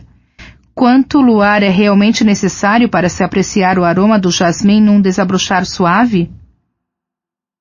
No palheiro, disse Dena, a voz carregada de incredulidade. O palheiro é o caminho mais fácil para o telhado. De lá para a propriedade do Maer, de lá para o jardim. Se você está trabalhando para o Maer, por que não lhe pede simplesmente para deixá-lo entrar? Ah, exclamei com ar dramático, levantando um dedo. Aí é que está a aventura. Há uma centena de homens que poderiam simplesmente levá-la para passear nos jardins do Maer. Mas apenas um é capaz de fazê-la infiltrar-se nele sorrateiramente. Dei-lhe um sorriso e acrescentei. O que estou lhe oferecendo, Dena, é uma oportunidade singular. Você conhece muito bem os segredos do meu coração, disse ela sorrindo. Estendi-lhe a mão como que para ajudá-la a entrar numa carruagem. Milady? Dena segurou minha mão, mas parou tão logo pôs o pé no primeiro degrau da escada. Espere, você não está sendo um cavalheiro, está tentando espiar por baixo da minha saia. Lancei-lhe meu melhor olhar ofendido, levando a mão ao peito. Senhora, como cavalheiro, eu lhe asseguro... Ela me deu um tapa. Você já me disse que não é cavalheiro, é ladrão e está tentando roubar uma olhadela, acusou. Deu um passo atrás e fez uma paródia do meu gesto cortês de momentos antes. Milord... Cruzamos o palheiro, saímos pelo telhado e entramos no jardim. A nítida fatia de lua no céu era tênue como um sussurro e tão pálida que nada fazia para bater a luz das estrelas. Os jardins estavam surpreendentemente quietos para uma noite tão cálida e encantadora. Comumente, mesmo em horas tão tardias, havia casais passeando pelas trilhas ou trocando murmúrios nos bancos dos caramanchões. Perguntei-me se algum baile ou evento na corte os teria afastado. Eram vastos os jardins do Maer, com trilhas sinuosas e cercas habilmente dispostas, que os faziam parecer ainda maiores. Dena e eu caminhamos lado a lado, ouvindo o suspirar do vento por entre as folhas. Era como se fôssemos as únicas pessoas no mundo. Não sei se você se lembra, falei baixinho, sem querer ser um intruso no silêncio, de uma conversa que tivemos algum tempo atrás sobre flores. Eu me lembro, respondeu ela no mesmo tom suave. Você disse achar que todos os homens extraíam do mesmo livro batido suas lições sobre como fazer a corte. Dena riu baixinho, mais um movimento que um som. Levou a mão à boca. Oh, eu havia esquecido. Eu disse isso, não foi? Assenti com a cabeça. Disse que todos lhe levavam rosas. Ainda trazem. Gostaria que encontrassem um livro novo. Você me fez escolher uma flor que lhe fosse mais adequada, relembrei. Ela sorriu timidamente para mim. Eu me lembro, estava testando você, disse e franziu o senho, mas você levou a melhor, escolhendo uma flor de que eu nunca ouvira falar, muito menos vira. Dobramos uma curva e a trilha conduziu ao túnel verde escuro de um caramanchão em arco. Não sei se você já as viu, mas aqui estão suas flores de scilas. Apenas as estrelas iluminavam nosso caminho. A lua era tão fina que quase não chegava a dispersar seu brilho. Sob a treliça, o negrume se equiparava ao cabelo de Dena. Nossos olhos se abriram, forçando a vista na escuridão, e nos pontos em que a luz das estrelas enviesava-se pelas folhas, surgiram centenas de botões de scilas, abrindo-se para a noite. Não fosse o seu aroma tão delicado, seria sufocante. Oh, suspirou Dena, contemplando a cena de olhos arregalados. Sob o caramanchão, sua pele era mais luminosa que a lua. Ela estendeu as mãos para os dois lados. São tão suaves. Caminhamos em silêncio. À nossa volta, as trepadeiras de scilas enroscavam-se na treliça, grudando-se à madeira e ao arame e ocultando o rosto do céu noturno. Ao sairmos do outro lado, a noite nos pareceu clara como o dia. O silêncio prolongou-se até começar a me causar desconforto. Portanto, agora você conhece sua flor, comentei. Pareceu-me uma pena que nunca as tivesse visto. Essas são bem difíceis de cultivar, pelo que ouvi dizer.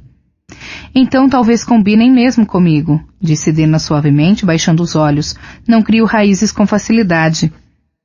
Continuamos a andar até a trilha descrever uma curva e esconder o caramanchão às nossas costas.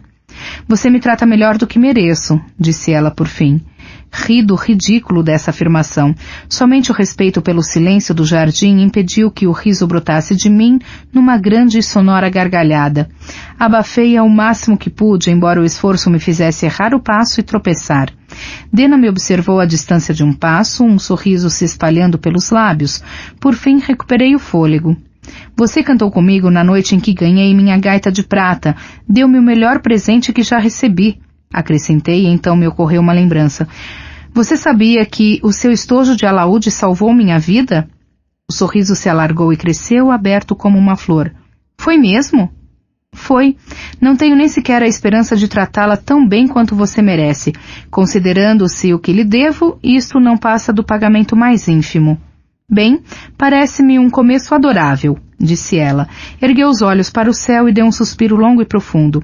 Sempre gostei mais das noites sem luar. É mais fácil falar no escuro, mais fácil sermos nós mesmos.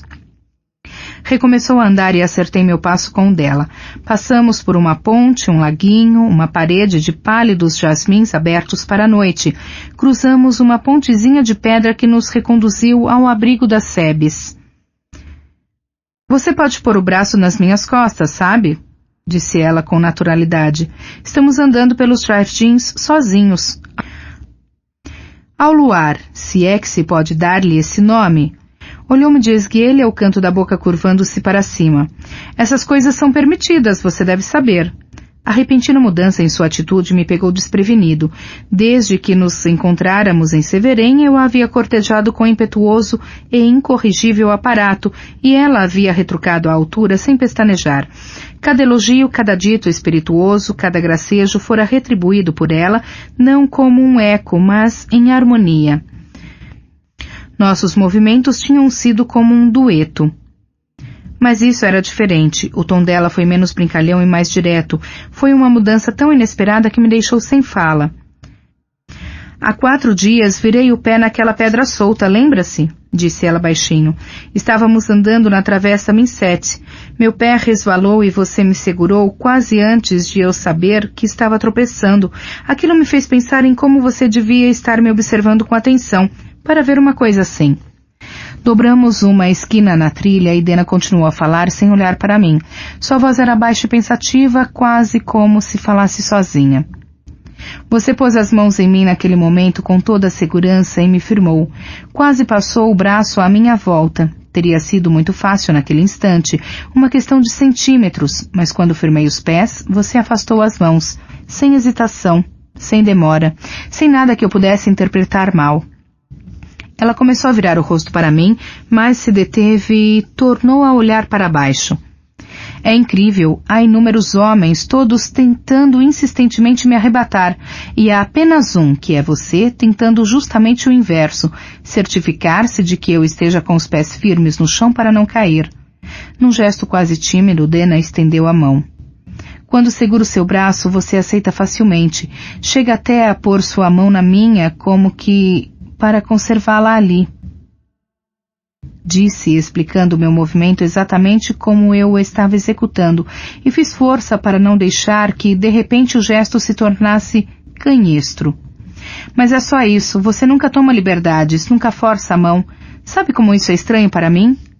Entreolhamo-nos por um instante no silêncio do jardim, tenuemente enluarado. Senti o calor do corpo dela, parada junto a mim, com a mão em meu braço. Mesmo sendo inexperiente com as mulheres, até eu era capaz de compreender essa deixa. Tentei pensar no que dizer, mas só consegui me admirar com seus lábios. Como podiam ser tão vermelhos? Até as cilas estavam escuras àquele luar pálido.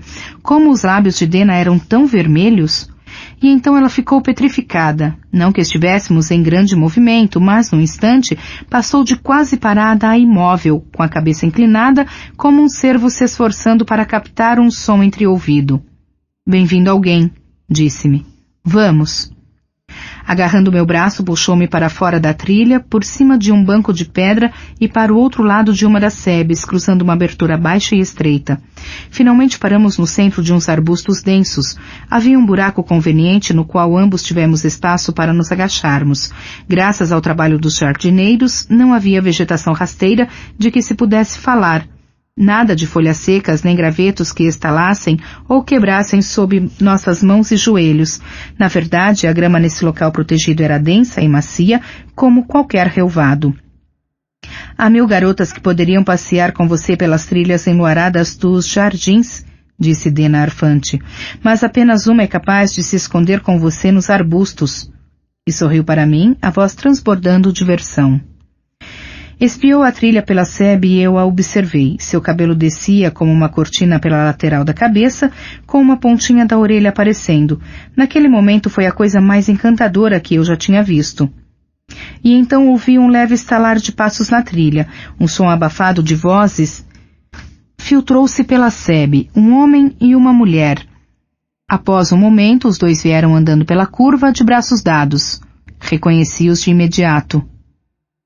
Virei-me para Dena e me inclinei para perto, murmurando em seu ouvido. É uma Maer, com sua jovem amada. Dena estremeceu e tirei minha capa cor de vinho, colocando-a em seus ombros. Tornei a espiar o casal. Enquanto eu observava, Meluan riu de algo dito por Alveron e descansou a mão sobre a dele, em seu braço. Duvidei que o Maer ainda tivesse muito mais necessidade dos meus serviços, visto que os dois já se tratavam com tanta familiaridade. Para você não, querida, ouvi-o dizer claramente quando eles passaram perto de nós. Você não terá nada senão rosas. Dena voltou-se para mim de olhos arregalados, pôs as 2 mãos na boca para abafar o riso. Em mais um instante, o casal passou por nós, caminhando lentamente com um passo acertado. Dena destampou a boca e respirou fundo várias vezes trêmula. Ele tem um exemplar do mesmo livro surrado, disse com o olhar dançando. Não pude deixar de sorrir. É o que parece. Então, aquele é o Maer, disse Dena em voz baixa, os olhos espiando por entre as folhas. Ele é mais baixo do que eu imaginava. Gostaria de conhecê-lo? Indaguei. Posso apresentá-lo a você. Ah, seria encantador, retrucou ela com um leve toque de ironia. Deu um risinho, mas ao ver que não a acompanhei, ergueu os olhos para mim e parou. Você está falando sério? Perguntou com a cabeça inclinada e uma expressão dividida entre o divertimento e a confusão. Provavelmente não conviria irrompermos pela sebe diante dele, admiti, mas poderíamos sair do outro lado e dar a volta para encontrá-lo. Expliquei, descrevendo com um gesto a rota que seguiríamos. Não estou dizendo que ele nos convidará para jantar nem nada, mas podemos fazer-lhe um aceno polido ao cruzarmos com ele na aldeia. Dena continuou a me encarar, aproximando as sobrancelhas com o senho levemente franzido. Você está falando sério, repetiu. O que você... Interrompi-me ao perceber o que significava sua expressão. Você achou que eu estava mentindo a respeito de trabalhar para o Maer. Achou que eu estava mentindo sobre poder convidá-la a vir aqui. Os homens inventam histórias, retrucou ela com ar displicente. Gostam de se gabar um pouco. Não pensei mal de você por me contar uma mentirinha. Eu não mentiria para você. Objetei, mas pensei melhor. Não, não é verdade. Eu mentiria. Por você vale a pena mentir. Mas não foi o que fiz. Por você também vale a pena dizer a verdade. Den ofereceu-me um sorriso afetuoso. Isso é mais difícil de acontecer, de qualquer jeito. E então, você gostaria de conhecê-lo, digo? Ela espiou a Alameda pela sebe. Não, respondeu. Ao balançar a cabeça, fez o cabelo mover-se como uma sombra oscilante. Acredito em você, não é necessário. Baixou os olhos. Além disso, estou com manchas de terra no vestido. O que ele haveria de pensar? Estou com folhas no cabelo, admiti. Sei exatamente o que ele pensaria. Saímos de trás da sebe, tirei as folhas do cabelo e Dena sacudiu a frente da saia, retraindo-se um pouco ao passar as mãos pelas manchas de terra. Voltamos para a trilha e recomeçamos a andar. Pensei em passar o braço em volta dela, mas não o fiz. Não era um bom juiz dessas coisas, mas me pareceu que um momento tinha ficado para trás. Dena ergueu os olhos ao passarmos pela estátua de uma mulher colhendo uma flor. Deu um suspiro. Era mais excitante quando eu não sabia que tinha permissão. Confessou com um tantinho de pesar na voz. Sempre é, concordei. Pasta 71. Capítulo 71. Interlúdio. O baú tritrancado.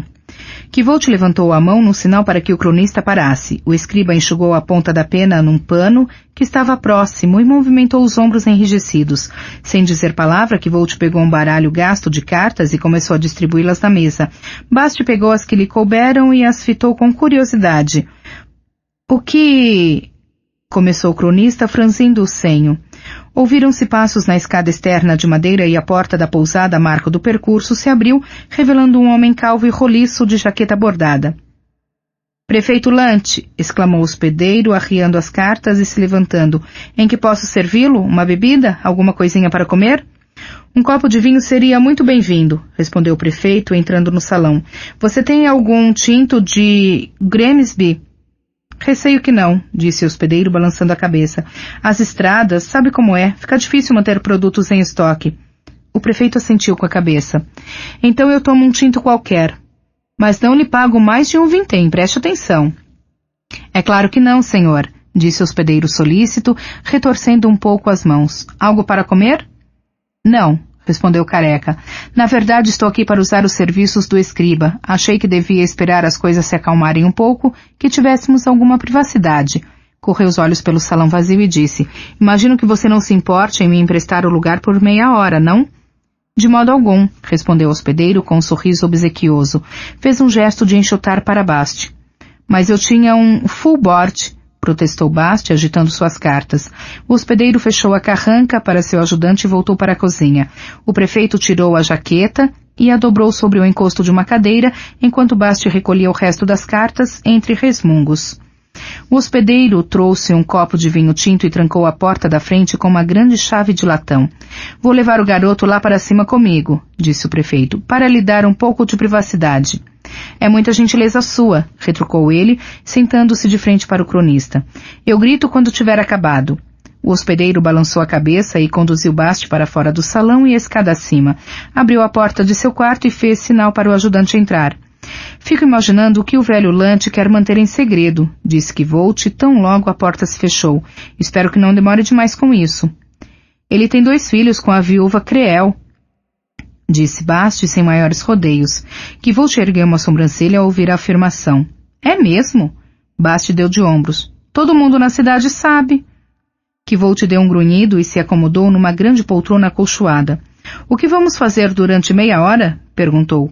Faz séculos que tivemos nossa última aula, disse Bast, que afastou uma cadeira da pequena escrivaninha e se sentou na sua beirada. Você podia me ensinar alguma coisa. Aulas, disse Kvolt com ar absorto. Você poderia ler o Celum Tincture. Reche, retrucou Bast em tom suplicante. É muito chato. Não me incomodo com as aulas, mas elas têm que ser de livros? O tom de Bast arrancou um sorriso de Kvolt. Então, uma aula com quebra-cabeça? O rosto de Bast abriu-se num sorriso. Muito bem, deixe-me pensar por um segundo, disse Kvolt. Tamborilou os dedos nos lábios e deixou os olhos vagarem pelo quarto. Não demorou muito para que eles fossem atraídos para o pé da cama onde ficava o baú escuro. Fez um gesto displicente. Como você abriria o meu baú se tivesse vontade de fazê-lo? A expressão de Bast ficou levemente apreensiva. O seu baú tritrancado, Hash? Kvolt olhou para o aluno, depois deixou escapar uma risada borbulhante. Meu quê? Perguntou incrédulo. Bast enrubesceu e baixou os olhos. É como penso nele, resmungou. Em matéria de nomes, Kvolt hesitou com um sorriso bailando na boca. Bem, esse é coisa de livro de histórias, não acha? Foi você quem fez esse treco aí, Hash, disse Bast macambúzio. 3 fechaduras, madeira chique e tudo mais. Não é culpa minha se parece coisa de livro de histórias. Kvolt inclinou-se para a frente e pôs a mão no joelho de Bast com ar de quem se desculpasse. É um belo nome, Bast, só me pegou desprevenido, só isso. Tornou a se recostar e disse, bem, como você tentaria roubar o baú tritrancado de Kvolt, o sem sangue? Bast sorriu. Você parece um pirata quando fala assim, Hash. Deu uma olhadela especulativa para o baú no outro lado do quarto. Acho que lhe pedir as chaves estaria fora de cogitação, não é? Perguntou finalmente. Correto. Para o nosso propósito, finja que perdi as chaves. Melhor ainda, finja que morri e que você está livre para bisbilhotar todas as minhas coisas secretas. Isso é meio lúgubre, Hash, censurou Bast com delicadeza. A vida é meio lúgubre, Bast, retrucou Kvolt sem o menor indício de riso na voz. É melhor você começar a se acostumar com isso. Fez um gesto para o baú. Vá em frente, estou curioso para saber o que você faria para romper esse pequeno baú de segredos. Bast lançou-lhe um olhar inexpressivo. Ironia é pior que aula de livro, Hash, disse, caminhando para o baú. Cutucou-o a esmo com o pé, depois se curvou e examinou as 2 chapas separadas das fechaduras, uma de ferro escuro, outra de cobre brilhante. Tateou a tampa arredondada com o dedo, franzindo o nariz. Acho que não gosto dessa madeira, Hash, e a fechadura de ferro é decididamente injusta. Como já foi útil esta aula, comentou Kvolt secamente. Você deduziu uma verdade universal. As coisas geralmente são injustas. E também não há nenhuma dobradiça, exclamou Bast, olhando a parte traseira do baú. Como pode haver uma tampa sem dobradiças? Isso eu realmente demorei um pouco para elaborar, admitiu Kvolt com uma ponta de orgulho. Bast agachou-se e olhou para o buraco da fechadura de cobre. Levantou uma das mãos e pressionou a palma contra a chapa de metal. Depois fechou os olhos e ficou muito quieto, como quem escutasse algo. Passado um momento, debruçou-se e deu uma soprada na fechadura. Como não acontecesse nada, sua boca começou a se mexer. Embora as palavras fossem ditas em voz muito baixa, para se fazerem ouvir, tinham um inegável tom de apelo. Após um bom momento disso, Bast pôs-se de cócoras e franziu o sobrolho. Depois deu um sorriso brincalhão, estendeu uma das mãos e bateu na tampa do baú, que mal fez um ruído. Foi como se batesse os nós dos dedos numa pedra. Só por curiosidade, o que você faria se alguma coisa retribuísse a batida? Perguntou Kvolt. Bast pôs-se de pé, saiu do quarto e voltou no instante seguinte com um lote variado de ferramentas. Apoiou o corpo num dos joelhos e, usando um pedaço recurvado de arame, passou longos minutos remexendo na fechadura de cobre. Por fim, começou a praguejar baixinho. Ao mudar de posição para obter um ângulo diferente, sua mão roçou na placa de ferro fosco da fechadura e ele pulou para trás, sibilando e cuspindo. Tornando a se levantar, jogou o arame no chão e pegou um pé de cabra comprido de metal brilhante. Tentou introduzir a ponta fina sob a tampa, mas não conseguiu nenhum apoio na fenda, que era fina como um fio de cabelo. Após alguns minutos, também desistiu disso. Em seguida, tentou inclinar o baú de lado para examinar o fundo, mas seus melhores esforços conseguiram apenas fazê-lo deslizar pouco mais de 2 centímetros do chão. Quanto pesa isso, Hash? Exclamou com ar bastante exasperado. Uns 130 quilos? Mais de 180 quando está vazio, respondeu Kvolt. Lembra-se da dificuldade que tivemos para trazê-lo escada acima? Com um suspiro, Bast tornou a examinar o baú por um bom momento, com uma expressão feroz. Em seguida, tirou um machado de sua pilha de ferramentas. Não era um machado tosco, com cabeça em forma de cunha, que eles usavam para cortar lenha atrás da hospedaria. Era mais fino e ameaçador, todo feito de um pedaço inteiriço de metal. A forma da lâmina lembrava vagamente uma folha. Bateu de leve com a arma na palma da mão, como se avaliasse seu peso. Isso é o que eu tentaria em seguida, Hash, se estivesse sinceramente interessado em ter acesso ao interior, disse com um olhar curioso para o mestre. Mas se você preferir que eu não... Kvolt fez um gesto desamparado. Não apele para mim, Bast, eu morri, faça como quiser. Bast sorriu e arriou o machado no topo arredondado do baú. Ouviu-se um som estranho, baixo, tilintante, como se alguém batesse num sino acolchoado num cômodo distante. Bast fez uma pausa, depois desferiu uma rajada de golpes raivosos no tampo, primeiro batendo furiosamente com uma das mãos, depois usando as duas em grandes machadadas nas quais levantava os braços como se cortasse lenha. A lâmina reluzente, em formato de folha, recusou-se a lacerar a madeira, cada machadada deslizando de lado, como se Bast tentasse cortar um enorme bloco inteiriço de pedra. Ele acabou parando, arfante, e se curvou para examinar o tampo do baú, passando a mão pela superfície antes de voltar a atenção para a lâmina do machado. Deu um suspiro. Você trabalha bem, Hash. Kvolt sorriu e tirou um chapéu imaginário. Bast fitou demoradamente o baú. Eu tentaria incendiá-lo, mas sei que a roa não pega fogo. Eu teria mais sorte se a aquecesse o bastante para fazer a fechadura de cobre derreter, mas para isso precisaria pôr a coisa toda de cabeça para baixo na fornalha de uma forja. Olhou para o objeto, grande como um baú de viagem de um aristocrata, e acrescentou, mas teria de ser uma forja maior que a que temos aqui na cidade, e nem sei quanto é preciso aquecer o cobre para ele derreter. Esse tipo de informação, disse Kvolt, certamente seria objeto de uma lição dos livros. E imagino que você tenha tomado precauções contra esse tipo de coisa. Tomei, admitiu Kvolt, mas foi uma boa ideia. Mostra seu pensamento lateral. E ácido? Perguntou Bast. Sei que temos umas coisas potentes lá embaixo. O fórmico é inútil contra a roa, disse Kvolt, assim como o muriático. Talvez você tivesse alguma sorte com a Aqua Regius, mas a madeira é muito grossa e não temos grande quantidade dessa substância. Eu não estava pensando na madeira, Hash, estava pensando nas fechaduras. Com ácido suficiente, eu poderia corroê-las até o outro lado. Você está supondo que elas sejam inteiramente feitas de cobre e ferro.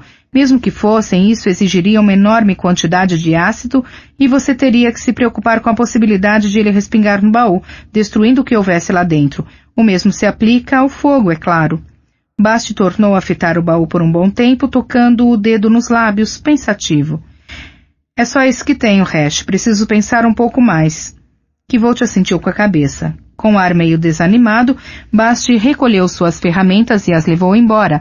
Ao voltar, empurrou o baú pelo outro lado, fazendo deslizar até alinhar-se de novo com o pé da cama. Foi uma boa tentativa, Bast, assegurou-lhe Kvolt. Muito metódica. Você agiu exatamente como eu agiria. Olá! Soou a voz oca do prefeito no andar de baixo. Acabei! Bast levantou-se de um salto e correu para a porta, repondo a cadeira embaixo da escrivaninha. Um movimento repentino perturbou uma das folhas de papel amassadas que descansavam ali, fazendo-a cair no chão, onde ela quicou e rolou para baixo da cadeira. Bast fez uma pausa e se curvou para apanhá-la. Não, disse Kvolt com um olhar carrancudo. Deixe aí. Bast se deteve com a mão estendida no ar, depois endireitou o corpo e se retirou do quarto. Kvolt o seguiu, fechando a porta ao sair.